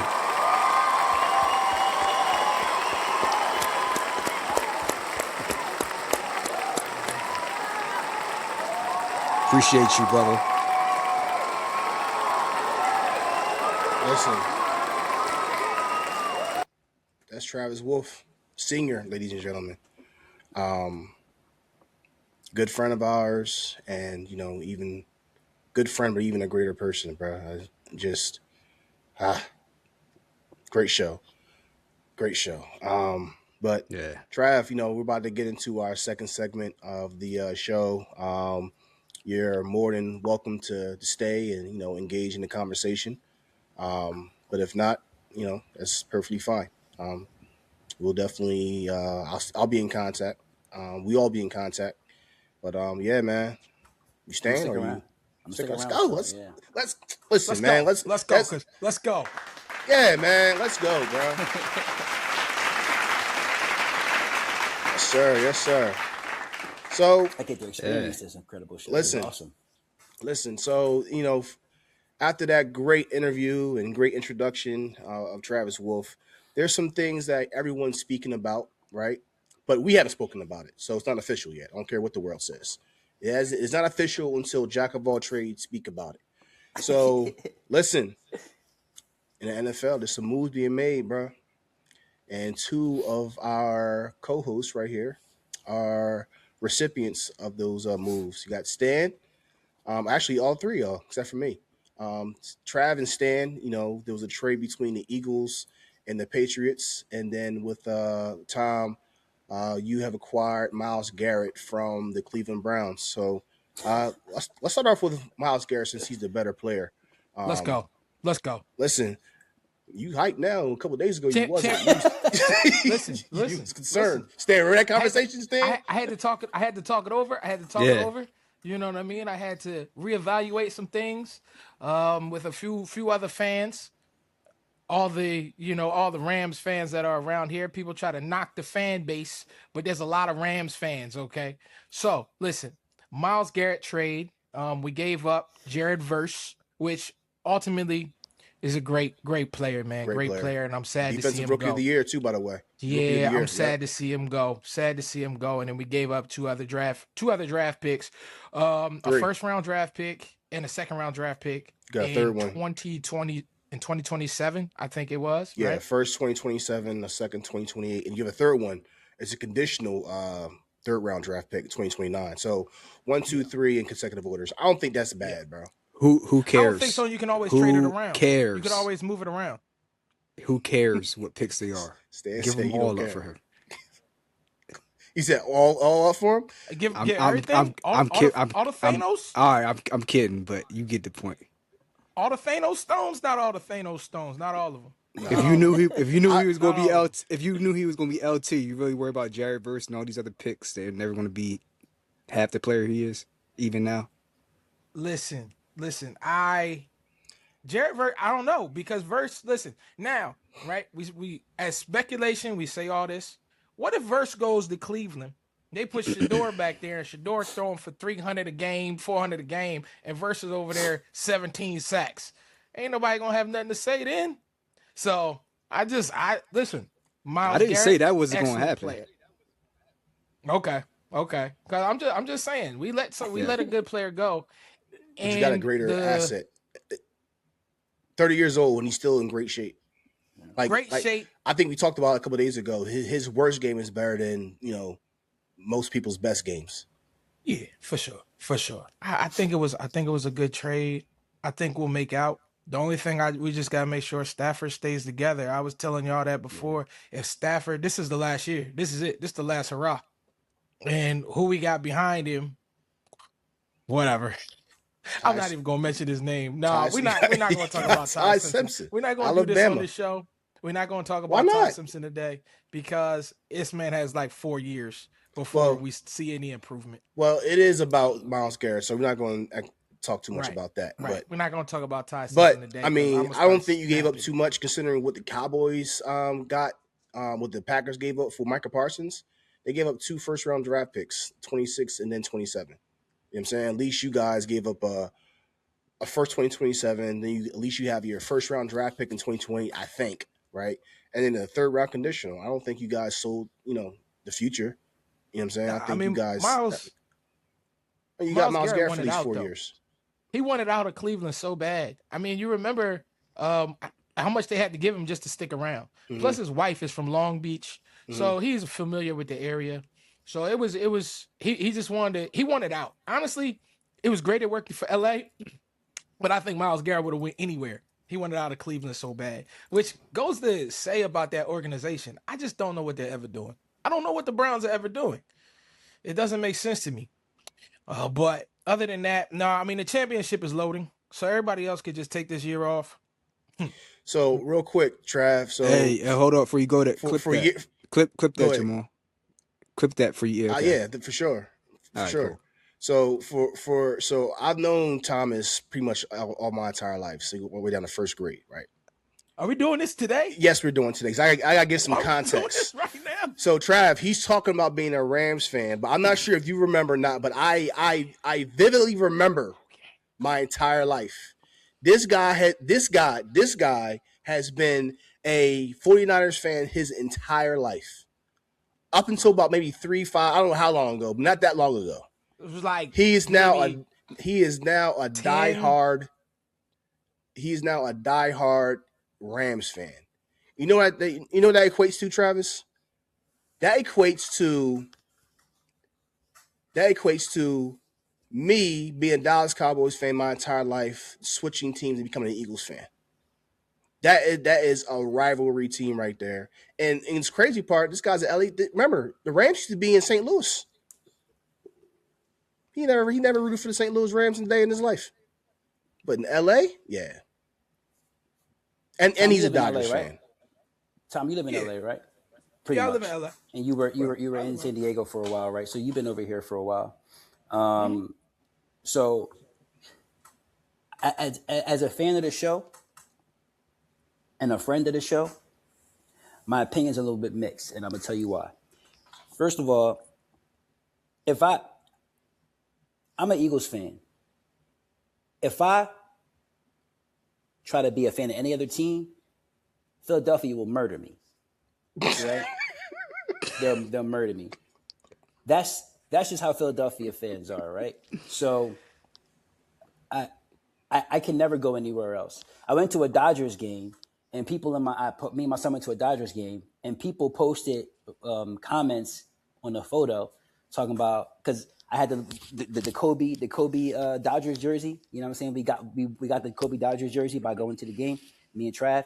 So people was talking crazy about us being Dodgers fans and how we going to trade on. I'm like, bro, I'm still a Phillies fan. I just went to a Dodgers game with my son. I'm not like, rooting for the Dodgers. I do want the Dodgers to do well because it does good for the city. But, Philly fans are just vicious that way. You're not going to like this, Maul. That's But the fine. truth is, when people are kids, you're born into a situation. So you have to like who you like based on sometimes the family. If you're born into a family of 49ers fans, you don't know any better but than to be a 49ers fan. But when He wasn't. His dad's an Eagles fan. His dad's a Phillies fan. His dad's a Sixers fan. Okay, so I don't know Tom's hold relationship. on. Even after high school, real quick, he was a 49ers fan. I get it. Okay. 3 years ago, that's when he became. That's not true. That's absolutely not true. When did the Rams come to LA? When did the Rams come to LA? When the Back Rams to came LA. to LA at 16, I became a Rams fan. Okay, When so the- 2016. when Rams- Okay. Yes. All right, yes, 2016. 2016. That's 10 Okay. years. See, I see your face, No, Trav. I ain't had no what face. That's what I'm saying. Like, Don't hide it. That was And- very and- recent. Yeah. but I'm glad. Real quick, another thing. This guy's also a diehard Dodgers fan. You see this hat? He was a diehard Phillies fan. When 2008, when the Phillies won the championship, if you remember that clip in Instagram, go back. The boy Thomas sliding down poles on Broad Street. Pause. He was climbing the light poles and was, you know what I'm saying? Like he was going crazy in the streets. Philadelphia fans. Well, if you in the streets and you're not a Philly fan when the Phillies won the championship in 2008, then something wrong with you. I almost wanted to, me and Trav wanted to fly out just to go experience Broad Street. But I was like, bro, we might not make it back to LA if we do that, bro. It's gonna be pandemonium out there. So you had to be out there celebrating. But I mean, I feel honestly to each their own, man. You should be able to like who you want to like. I used to be I'm gonna tell you a little secret, man. I used to be a Cowboys fan, bro. Tom, I got a lot of respect for you, bro. And as a friend of the show and as a friend of yours, I ain't gonna do you like Maul do you. I'm gonna let you like who you want to like, because I used to be a Cowboys fan back when Emmitt Smith, Michael Irvin, Jimmy Johnson was running the show, Troy Aikman. I can name them all, bro. I love I just posted in my bedroom with Deion Sanders in the Cowboys jersey. It said, "Water covers 2/3 of the earth. I cover the rest." I love Deion Sanders back in the day. That poster was fire, by the way. But I was a kid, and my Aunt Val, who got me out of foster care, was a Cowboys fan. So I learned football living with Aunt Val at 9, 10 years old.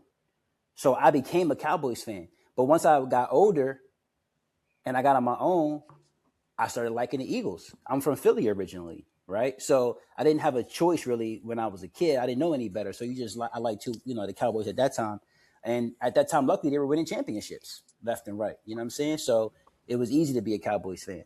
But I became an Eagles fan later when they lost a lot. And, now that they're winning, at least I can say I've been an Eagles fan since I was like 13, 14 years old. You know what I mean? But that's just my story.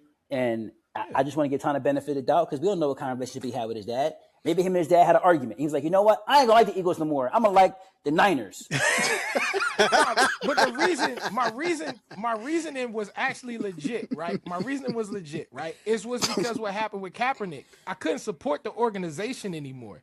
It wasn't that I That's was legit. like, okay, let me not like the Niners anymore. It was, how can I support an organization that doesn't even support its players? That means they don't give a shit about me buying any of their, you know what I mean, their embroidery, any of their logos, any of their jerseys, hats, etc., all their licensing. They don't care about me if they don't even care about the people playing on the field for them. Nigga, So I was like, man, the Rams don't care about you.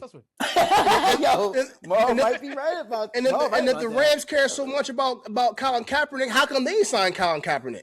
They just part of the problem. They just think it's a problem. They all the whole team Cap. But they all colluded against Cap though. They colluded against Cap, did they not? Nah, the whole NFL, I wouldn't say colluded against him. I mean, they paid him out. The NFL paid him out. You said right? that you don't After think they colluded against him? After they colluded. They paid him out after they colluded, right? I mean, they colluded, but the Rams included. You can't you can't say, okay, you're going to single out one team, but the team that he was on should have had his back. So should the Rams if it's that case. So should the Dallas Cowboys. So should the Eagles. So should the entire NFL organization. You know what? I ain't an Eagles fan no more because they ain't have Cap back. You know what I'm saying? That's unfair. No, I'm kidding. That's unfair though. I know you're kidding, but still. But that's an unfair argument. Man, Tom, I'm with you, bro, on that. I'm on your head. Pressure every single time. And I don't even know why are we doing this today? See, I was calm, I was cool. I didn't even want to do this. It was only a matter of time, Tom. I know you, dog. It was only a matter of time. You're going to say something crazy eventually. No, you know what? You know what you're mad about? Is because that last clip when I was like, what last clip? The whole time you was talking and I was just making crazy faces. And then at the end I said, yeah, they're going to scrape you. And I hope the Eagles do scrape you. Oh, the Jalen Hurts? That's not happening. Home. I'm not worried about that. I thought it was good content. Thank you for showing that. But all jokes aside, though, I do think that the Rams. Go ahead, Stan. We'll give you the Rams. I want to know how the hell you're a Dodgers fan. What's your reasoning for that? We'll get to that, but I've always loved the Dodgers. I've always loved the Dodgers though. Like I'm a baseball fan, honestly, wholeheartedly. I'm a baseball fan, right? I love the Dodgers because I'm here. You know what I mean? And I'm getting to enjoy all these championships as well, too. But I love the Phillies, too, man. Like, I'm a baseball fan, bro. Like, I honestly, there's other teams I like in the MLB as well, too. So it's not really to where it say, oh, okay, I'm diehard this, I'm diehard that. I'm a diehard MLB fan, for real. And what the game has done. You didn't say that last part with confidence, man. For a lot of people. You didn't say that. Yeah, you didn't say that last part with confidence. Dog. We don't believe you. You need more people. More people. You know what I'm saying? You know what? I don't know why we ganging up on me today. Because I haven't done anything to anybody. I've been over here peacefully minding my business. Y'all just mad because I got a championship loading, another Rams championship loading. So y'all in y'all feels right now. And that's fine. That's the Rams might get it this year, bro. Yo, my son may or may not have talked about possibly putting up a bet on the Rams winning the championship. It's going to pay out. It's going to pay out real good. The odds for them winning the championship is going to pay out real good. That'd be crazy. He was talking. He's like, Dad, should I make this bet? I was like, let's talk about it, son. But yeah, the Rams might get it this year, bro. And we Eagles fans, we want the Eagles to win more than anything. But yo, did y'all see me and Trav at the game, bro? I gotta share this clip with y'all of me and Trav at the Eagles versus Chiefs in Arizona. Man, it was the saddest day of our lives, bro. We were sitting in the end zone, like 8-9 rows from the front row, in the end zone, watching. It was 38-35, and we sat there, bro. And one of our friends, Falake was with us. Falake Olawofo was just recording us, sad, bro, just standing there staring, like wanting to cry but can't. You know what I'm saying? Because we men and we trying to, we gotta, you know what I'm saying? We want to uphold, you know what I'm saying? That, but we was hurt, bro. Our first game together, me and my son, first experience at an NFL, at a Super Bowl together, not NFL game, but a Super Bowl game together. Our Eagles versus the Chiefs. And we had them beat, bro. Jalen fumbles the ball. turnover. That's when it changed for you guys when he It fumbled. changed Yeah. for us, bro. That was a back and forth game. Yeah. Bro, that was so. We had that in the bag. We were so sad, man. We were so sad, bro. Yeah, that was probably the worst experience of my life, man, and the best experience at the same time. To stand there with my son, you know what I'm saying? My worst sports experience. To be there with my son. The first football game I took him to, the first Eagles game, we watched Tom Brady beat up on our Eagles. The very first game we ever went to, at the vet, and then we got to stand here together at the Super Bowl watching Patrick Mahomes beat up on our Eagles. The vet? That was brutal. When was the vet demolished? What year was that? 2002 after the Tampa Bay Buccaneers game. Okay. Thanks. 2003. Because otherwise, Yeah, I think the link was up. Yeah. Stan has like his memory is like a database. Like it just computes and he just remembers and says the exact times and everything. He's also the historian of the group. You know what I'm saying? He'd be saying something about Germany. Like, you know what? Who? Wait, what? Warfare? Argentina? Germany was Argentina? That was crazy when you said that. When you said Germany was had something with Argentina, I'm like, yo, I never knew. I wish I could like my brain could have like retained information like that. Like that's crazy. Well, with the vet, it's easy to remember because of the pain. That's a painful loss to Tampa Bay. Yeah, I remember. But speaking, like, since we're talking about the Eagles right now in the vet, another trade that happened, right, between the New England Patriots and Philadelphia Eagles, with Philadelphia sending A.J. Brown to the Pats and them getting in return a 2020 first round and a 2027 fifth round draft pick. To my Eagles fans, Trav and Stan, how you guys feel about that trade? I think you go first. It had to happen. From my perspective, I don't think Howie wanted to trade him, but considering that it was the worst kept secret in the NFL, I'm surprised that they were able to get a first round pick back for him. So I think that they made out as best they could in that situation, especially with all the other things that are coming out. Some speculation and some that are fact about what A.J. Brown was doing behind the scenes. What's the speculation part? Speculation is that there was the fact part was that he admitted to leaking out some of the stories to the media to try to motivate the team. I don't know why you would admit that. And then along with like having the Patriots rug since he was a kid and all this other stuff, it's like, all right, man, come on, dude. He always been a pass. And then the speculation was that the fallout was over him and Hassan Reddick both smashing the same masseuse, and then Jalen Hurts being the middleman and not wanting to whatever. The boy tender. That boy that's tender, man. Yo, Trav, did you hear about that? I did hear about that second part. I didn't hear about the first part of him admitting to leaking, the stories to the media. That's always been something that you just don't. I don't know, man. I don't let that at all. The part about the female, the situation with the female, I try not to judge other men in situations, most situations, but God bless them, man. Anybody who's a cancer or anybody who causes damage to a team, they gotta go. And it seems as if every time we get a great wide receiver, maybe not every time, but when we get a great, historically great wide receiver, we run into some major problems. They're always a prima donna or some type of problem in the locker room, man. Can we just win, please? I just want to win Super Bowls, bro. We've had so many opportunities to win Super Bowls, but our great receivers have been our great receiver and our quarterback have never been able to see eye to eye for some reason, man. It's T.L. McNabb and now Jalen Hurts and A.J. Brown.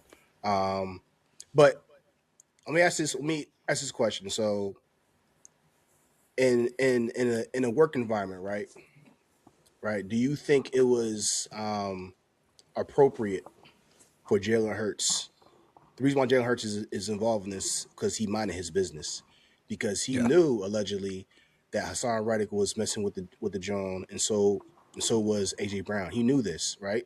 Now I don't know the dynamic of AJ Brown's or even any of their relationship, but being that you are employed, and this is how I move as well, and with my employer, I may know something on both ends, but depending on the relationship, you know what I'm saying? Like my relationship with my coworkers are just that. They're my coworkers. I don't really have any like friendships or personal relationship outside of, you know what I'm saying, our our workplace. So I'm minding my business. But do you think in this dynamic with Jalen Hurts and those three and them, do you think it was appropriate for Jalen Hurts to say, "Hey, my name's Bennett and I ain't in it"? Bro, mind your business. Yeah, You not why are you involving yourself in something that's not your business? What right. damage could that have done to the team if he gets involved in that? Mm-hmm. Mind your business, bro. We mind, and as a man, you know better than to mind than to say than to put yourself in that situation, bro. Right. You know what But I that's mean? why He's I not asked your the question. daddy. Yeah, that's why it's a question. Like, I don't know their relationship, but if AJ Brown and so it sounds like it was just a co-worker relationship. We're here at this workplace, and our relationship is That's where really it to the gets a extent little bit of dicey because our I don't employer. mean to cut you, I don't Right. mean to cut you off, but that's where I think it gets a little dicey. Now I don't know if that necessarily changes my opinion on the matter, but AJ Brown and Jalen Hurts were very close off the field, whereas Right. one or the other is Thank like the you. other person's Thank you. godfather or whatnot, and they hang out each other's families, their wives and Yeah. or girlfriends or whatever. But even still, Right. first off, you're not going to marry this masseuse. Two, well, I'm if that's the chick that y'all both banging, that's your business. Like, what does that got to do to me? Hmm. It's not as if this is somebody that Hassan think he gonna marry, and this is somebody that AJ think he gonna date. No, y'all know what y'all doing. Y'all moving, doing getting y'all on the side. Like, leave me out of it. I'm Hmm. here to win football Man to games. man because yep. Yeah, that's the type of what I read too. Like, oh, Jalen Hurts just mind his business because he's focused on winning the games. Man to But man, Ma, I'm gonna have a conversation with you on the side, man to man, me to you. I'm not bringing this to the whole team. It's not a team situation. mhm, Yeah, right. yeah. I'm trying to win If you had an So championships issue, right here, B. so Yeah, we so not going. so do you think Jalen Hurts with that said? Because you said that AJ Brown and Jalen Hurts is close. So and Trav, you just said man to man. If our relationship is the way it is right now, right? Me personally, regard if we work in the same place and but me and you were close, like we were friends, you know what I'm saying? I heard they were friends before college, before they came to the team, Yeah, wasn't they? Right. yeah. I think so. So they had a relationship outside of the Philadelphia Eagles. And if I'm close, like, do you think that he should have said something off to the side, not to the team, by yo, like at dinner or at a barbecue somewhere, like, yo, I heard this about that. You may want to check this out. I'm not sure what's going on. If you have the intentions with this girl, but if you do, you may want to address it. If not, what do you care? But at least say something. You know what I mean? What do you guys think about that? He minded his business, but if we're friends to say the way it's supposed to be reported, what do you guys think?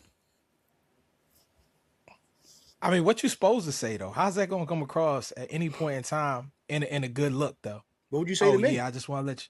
What would you I say to me? mean, but you know what you're doing already though. I It's not. don't. It it, I it don't. would If be like, I don't. If I'm messing some like okay, let me paint this. If I had intentions on being with this girl, if it's known that AJ Brown had no intentions on being with this chick, you know what I'm saying, and I don't know, and you know what I'm saying, it's different. But AJ Brown, let's say AJ Brown had intentions in being with this girl, but didn't know that Hassan Reddick was hitting it. You know what I'm saying? Like, what would you say to me? What if I'm pursuing a girl, right, and you know, right, that she's messing with this other person? You wouldn't say anything to me? yo, it's. I don't see that. There's no way that he didn't say something though. You Okay. know, he said something. I know he said something. He stayed out of it, but he probably was like, "Hey, yo, you still messing with so and so?" Something like that, right? Like, Yeah, it was it's not. discreet. Yo, So you'd be like, oh, that's right, crazy. right. Like, and It was- the crazy part about it is, know if somebody for the streets. So man, y'all like, come on, what we doing here? What we doing That's where here? I'm I'm at with not. it. That's where I'm at with it. Like, if you knew that if you was not serious, how's that my fucking problem anyway, dude? You know, you're at a massage parlor. You know exactly what Robert Kraft and everybody else going there is doing. Like, I'm not gonna take, Right. but if it's Was was that um, AJ Brown's intentions though? That's the question. Like, but was it like if something his he was really intentions, pursuing? here's my thing: if you're foolish enough, if those weren't your intentions, it's not my business. But if they were your intentions, one, if you're foolish enough to want to go there with somebody who may be working in a business where that's something that happens often, not everywhere, but it's something that is a Mm-hmm. possibility, you need to kind of check where you're at in terms of like your discernment. But even so, right? If I know that you're interested, I'm gonna pull you aside and say, hey, yo, she's moving this way, and by the way, Hassan may be doing that on the side, or whatever the case may Right. be. That's right. So I Exactly. can get that distinction, but I just think that Yeah. him and Hassan Reddick were reckless. Um, if you have your head on your shoulders right, do you really see a long term relationship with this person? Probably not. Mm-hmm. So do you really need Jalen Hurts or No. anybody or Brandon Graham who also criticized AJ or anybody else in that locker room to tell you otherwise? Let's be honest here. Right. Fair It was enough. all ego, yo. It was just ego driven. But Yo, apparently, I got her. You try and get her. You got her. Oh, I'm better than you. Typical, just alpha bullshit. that boy tender, because if you had to feel some type of way, because obviously that happened in 2024, and there's still remnants Yeah. going over from 2025 and 2026, and you still upset Right. about it. Hassan Reddick's from the Jets Right. right now, so like that's I don't Right. know, bro. It's either he didn't care, but he's tender, or he cared. You know what I'm saying? And this is why he's upset. But even still, like dog, like that's 2 years after the fact, bro. Yeah. Like, at He's what still point in do his you have feelings. at what point do you have a conversation man to man, like, yo, Jay, you know what I'm saying? Like, if that was your intentions to really be with this girl, like Jalen, like, yo, bro, like, you knew about this? Say something. Don't be a cancer for the team. The team don't deserve that. We're at a place of business. Let's be professional. Me personally, I can still be professional and do my job regardless of my relationship or how I interact with other people. I'm gonna still get mine regardless. You know what I mean? So that's just my take on it, bro. Like, whether you're tender or you're not tender, like, there's a way of going about this, and him acting the way he acted, I don't think it was necessary. No, I don't think Nah, so. it And wasn't. we don't know what happened behind scenes. You know, these are all hypotheticals. There is some smoke True. in the situation, but I just think that AJ Brown was still immature in the way that he handled himself, whether it's the speculative situation with the masseuse, or whether it's leaking information to the media, or whether it's I don't think he was necessarily dogging it in the playoff game, but that's what you open yourself up to when you carry yourself that way. And people are going to say, "Oh, he dropped the ball on purpose, or he did that on purpose." See, if you carried yourself a certain, say what you want to say about To when it came time to put his helmet and pads on and go out on the field, he played top notch. There Yeah. was never any He let up he in his play. he. He was a cancer Yep. off the He field, definitely but put on on. the field, Yeah. he never let that affect his play. And now AJ's Yeah. going to have that question popping up because it's that's all I see when I'm scrolling down Instagram or YouTube or whatnot. They're like, "Oh man, he's dead to us." I'm like, "All right, that's a little extreme, but you know that's what you open yourself up to." Yeah. Hmm. That's also Philadelphia.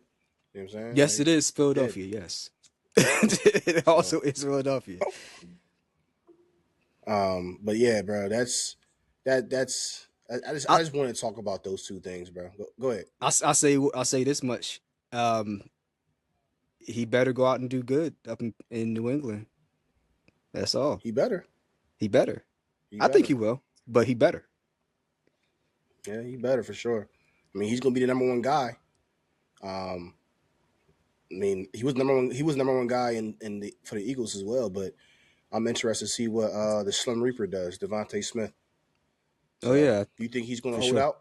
Do you think he's no, he's a Heisman winner, so he definitely has the, I guess, he's a baller. We know this. He made some great catches for you guys, but with the new, I guess, wide receiver core with Wicks, Makai Lemon, Hollywood Brown, and Devontae Smith, do you think that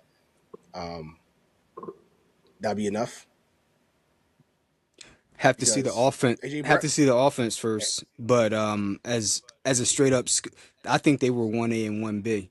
He just got overshadowed by AJ Brown. You put Smitty on any other team, he's a clear number one, hands down, think so? All right.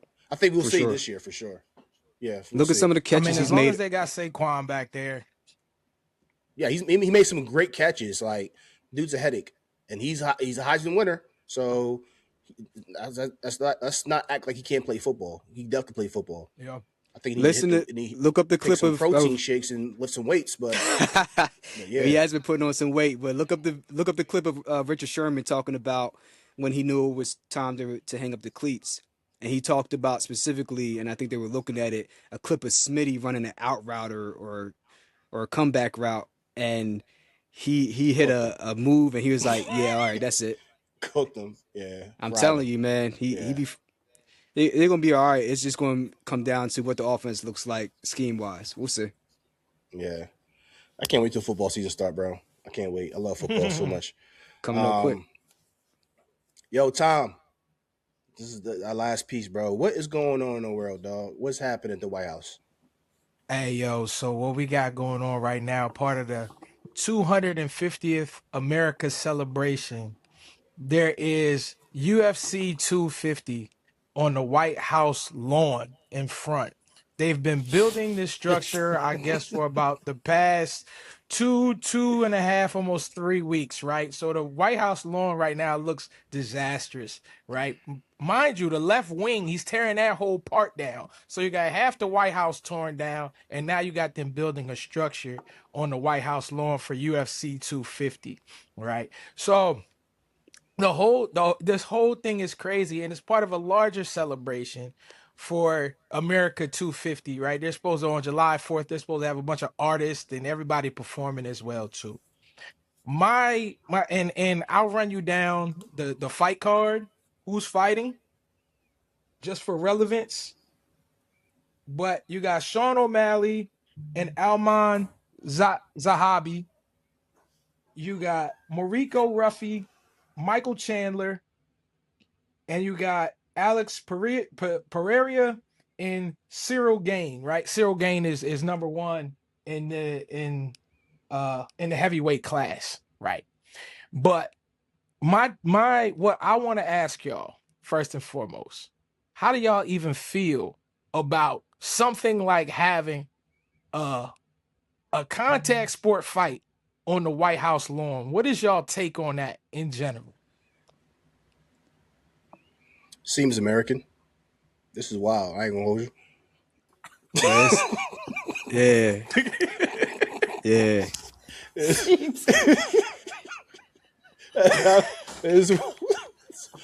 It's wild, dog. Like, I never thought that the White House will will host something like that.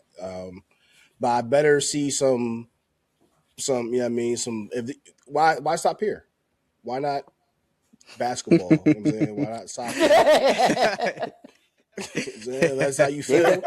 They've done basketball games on ships. Yeah, They've done basketball games on ships, so they can do why- basketball games on the White House lawn. But You know, as you guys were talking, I just had an alert come up on my screen from ESPN saying there's a lawsuit being filed to stop that event that's upcoming. So we'll see what comes of that. traffic's gonna be crazy if that's the case. The traffic's already crazy in DC, but Yeah. traffic is nuts. I don't So know when you why. when you getting your tickets, man? You get them yet? I'm not going there. No, I'm not really a fan. I mean, I like UFC, but I don't watch UFC enough, honestly, to even care to go. Give me some free tickets, sure, I'll go. But I don't know why. This reminds me of some type of underground. It's not underground. Clearly, it's being televised, but it reminds me like I expect Jean-Claude Van Damme to be there, to be in the middle of the ring. Like, remember that movie Lionheart? When he fought in front of a bunch of rich people at the top of the skyscraper. Yeah, this is kind of like, it reminds me of that. You know what I'm saying? Jean-Claude Van Damme in some type of secret fighting ring, and he's just beating everybody up. And this is wild, bro. This is America we live in. Bro, this is what I feel a big takeaway from this is putting on display for all of the world to see that relationships is everything, bro. Dana White and Donald Trump been friends for a very, very long time before he was the president. UFC is not on the White House lawn because it has earned its way to the White House lawn. It's because Donald Trump and Dana White are friends. Bro, this is showing you how relationships mean everything at the absolute highest level in the world. The presidency is the highest.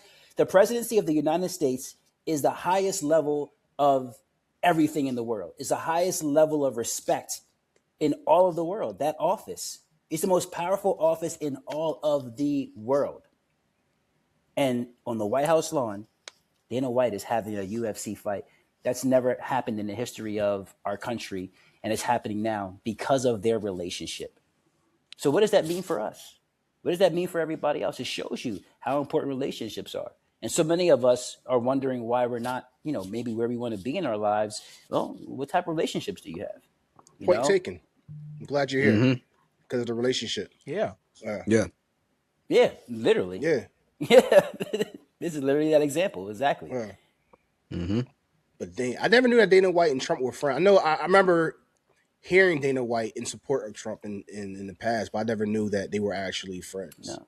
Dana White said when he first started friends. UFC, Donald Trump was the first person to support him when he started UFC. He said every fight he said every big event, like every time he had a really huge event, Donald Trump was in the front row sitting there before he was a president and after, and he's always supported him. So when it was time for Dana White, personally said this himself, when it was time for him to support and they asked him to speak at the Republican National Convention, he couldn't couldn't say anything but of course, because Donald Trump has been here for me, and every one of my great endeavors. So I got to be there for him. So whether or not he agrees or not with the politics, he had to be there for him. So the relationships, it means everything, and that's why it's happening. So I'm glad that you said that you didn't know that, Maul, because a lot of people may not know that, and they think that UFC is happening understand why it's happening because of that relationship. That's the only reason why. No sports event deserves to be on the White House lawn, to have that platform to do. Come on, man. Yeah. Relationships, man. Powerful, bro. Think about security and stuff like that. Don't be surprised if there's a terrorist attack there. That's a hot take. But why you put that out? Oh my God, boy! Listen. See, I didn't want to say that, and you just said that on the internet. And when they coming for you, they not gonna come for me because I have no dog in this fight. I'm logging off. I don't have a dog in this fight. Get out of here. Save yourself. I don't have a dog in this fight, bro. I don't have a dog in this fight. I'm just thinking about the implications of high risk. You have all this traffic. Stop talking, Ma, while you're ahead. Ma, what you say earlier? My name Bennett and I ain't in it. I'm about to Jalen Hurts this whole conversation. Listen, I don't think what I said was Talk crazy. about a hot take. That's crazy. I'm not. That's a hot. That's the hot take. It's a little bit of hot I'm take. just saying. A little bit. But think about the logistics about it, bro. Like, think about it. Like, you want all this traffic coming to the, coming to the White House. Like, you're like top flight security in the world, Craig. Like, where you guys at? You know what I'm saying? Like, make sure that everything is in tip top shape, bro.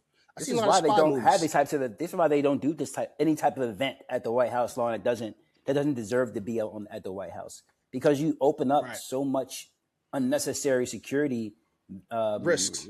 Risks. Exactly. Yeah. That's all I'm getting at, bro. I mean, I hope that doesn't happen. You know what I'm saying, but that's all I'm getting at. Like, there's a lot of risk involved.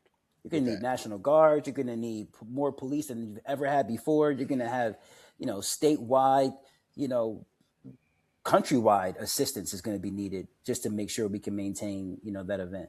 Bro, you need the Power Rangers. Yep, Power Rangers. You need the Jack of All Trades podcast on site. Yeah. You need everybody, bro. You need the Invincibles. We need all that, bro. You need every piece of every security Marvel you can get. superhero we can think of, DC, Navy SEALs, all that, dog. Yep. James Bond, all that. I watched Denzel. You need Denzel.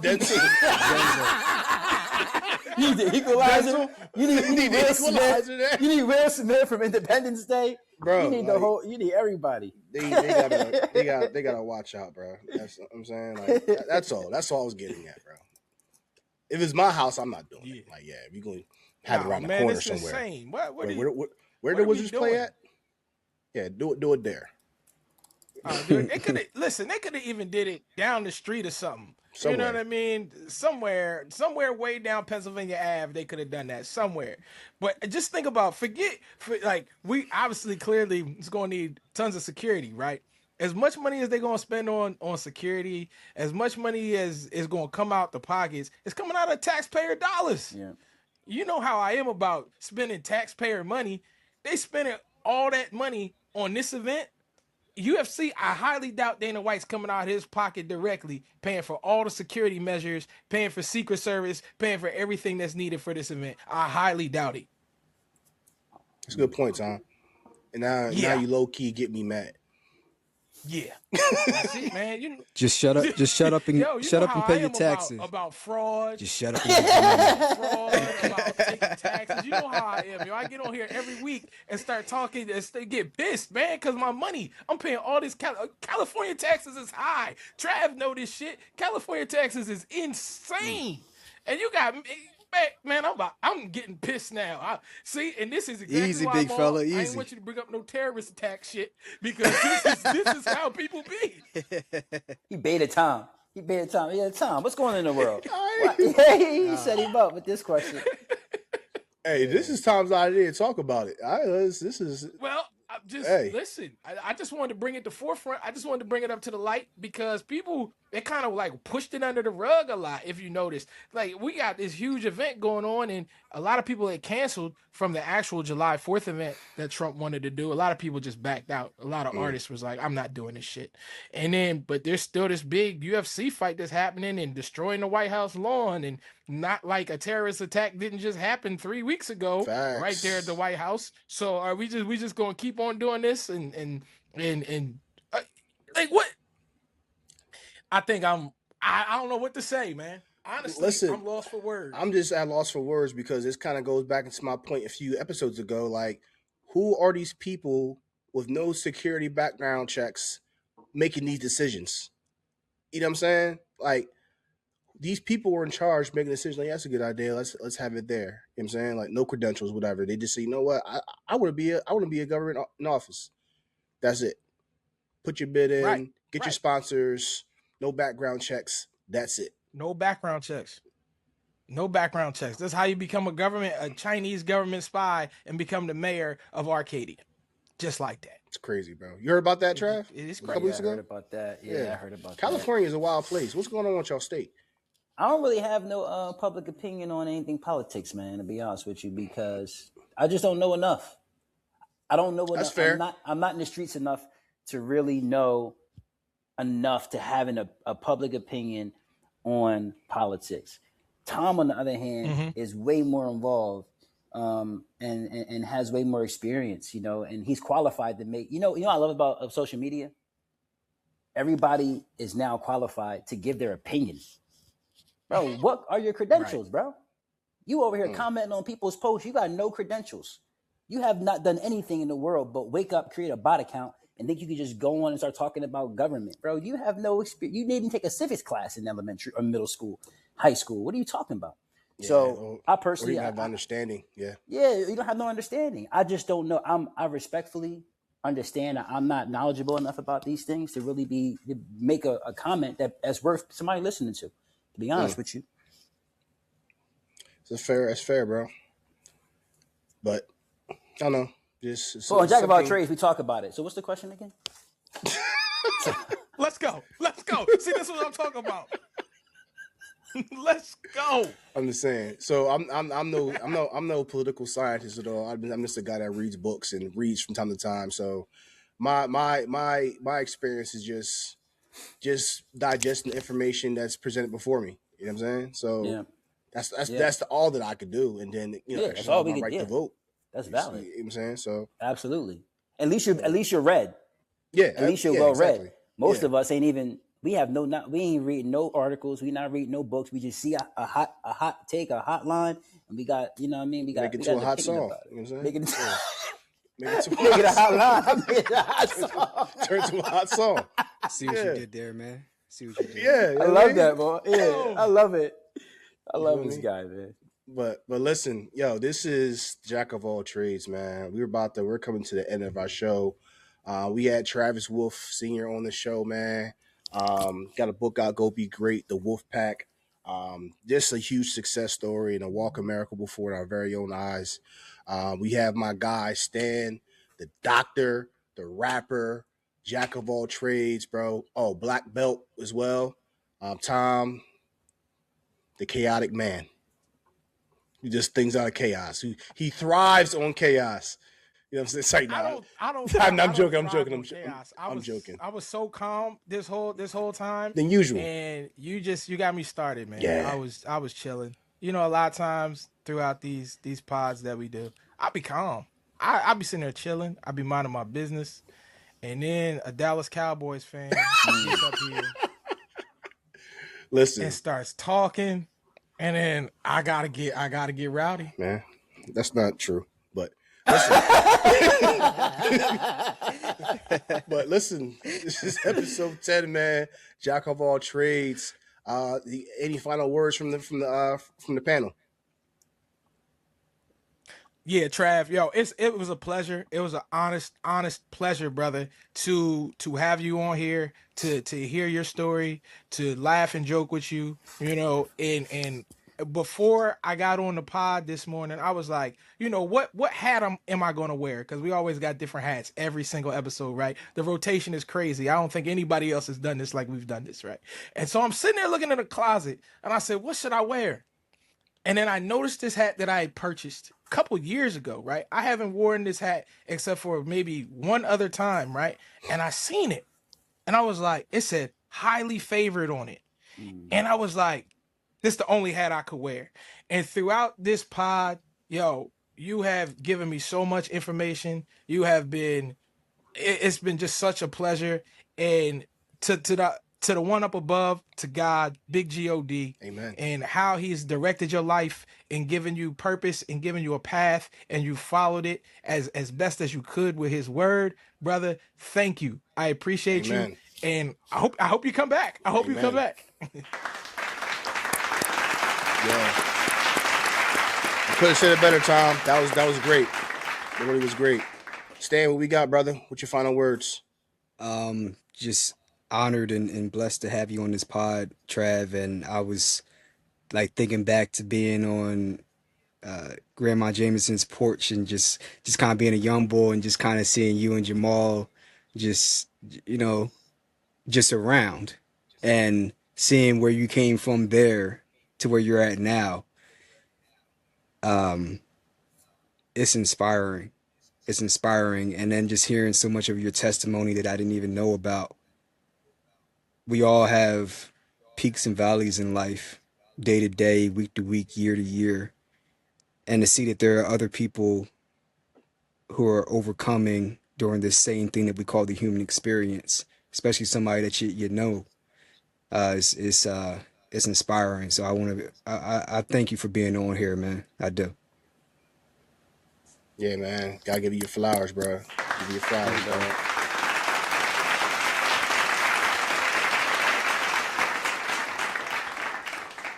Trav, I know you had many times, this anything, any last words? No, man, you guys said it all. Truly honored to be here. It's a privilege for me to be a part of the show. You guys are doing the same thing that I'm doing, trusting God, going out on faith, and striving to do something excellent, something extraordinary that's going to make an impact in the world. And, if you guys weren't doing that, if it wasn't aligned, I would have respectfully declined to be a part of the show. So I'm grateful to be able to do it with you fellas. It was an incredible experience, super fun. I had some great laughs, and I would love for people to continue to follow you, watch you, and model what you're doing. This is what faith looks like. This is what being extraordinary looks like. And I can't say it enough, man, that you guys are the model for excellence. And I'm just really, truly grateful that God has led me here and allowed me to be a part of this, man. This has been an incredible experience. And God bless you all, man. Thank you. God bless you too, brother. God bless Jack of all Thank trades. you. God bless us all. God bless Hey, you. this Thank is you, brother. episode 10, Jack of all trades. It's a wrap. Y'all be blessed, y'all. Jack of all trades, I move how I move.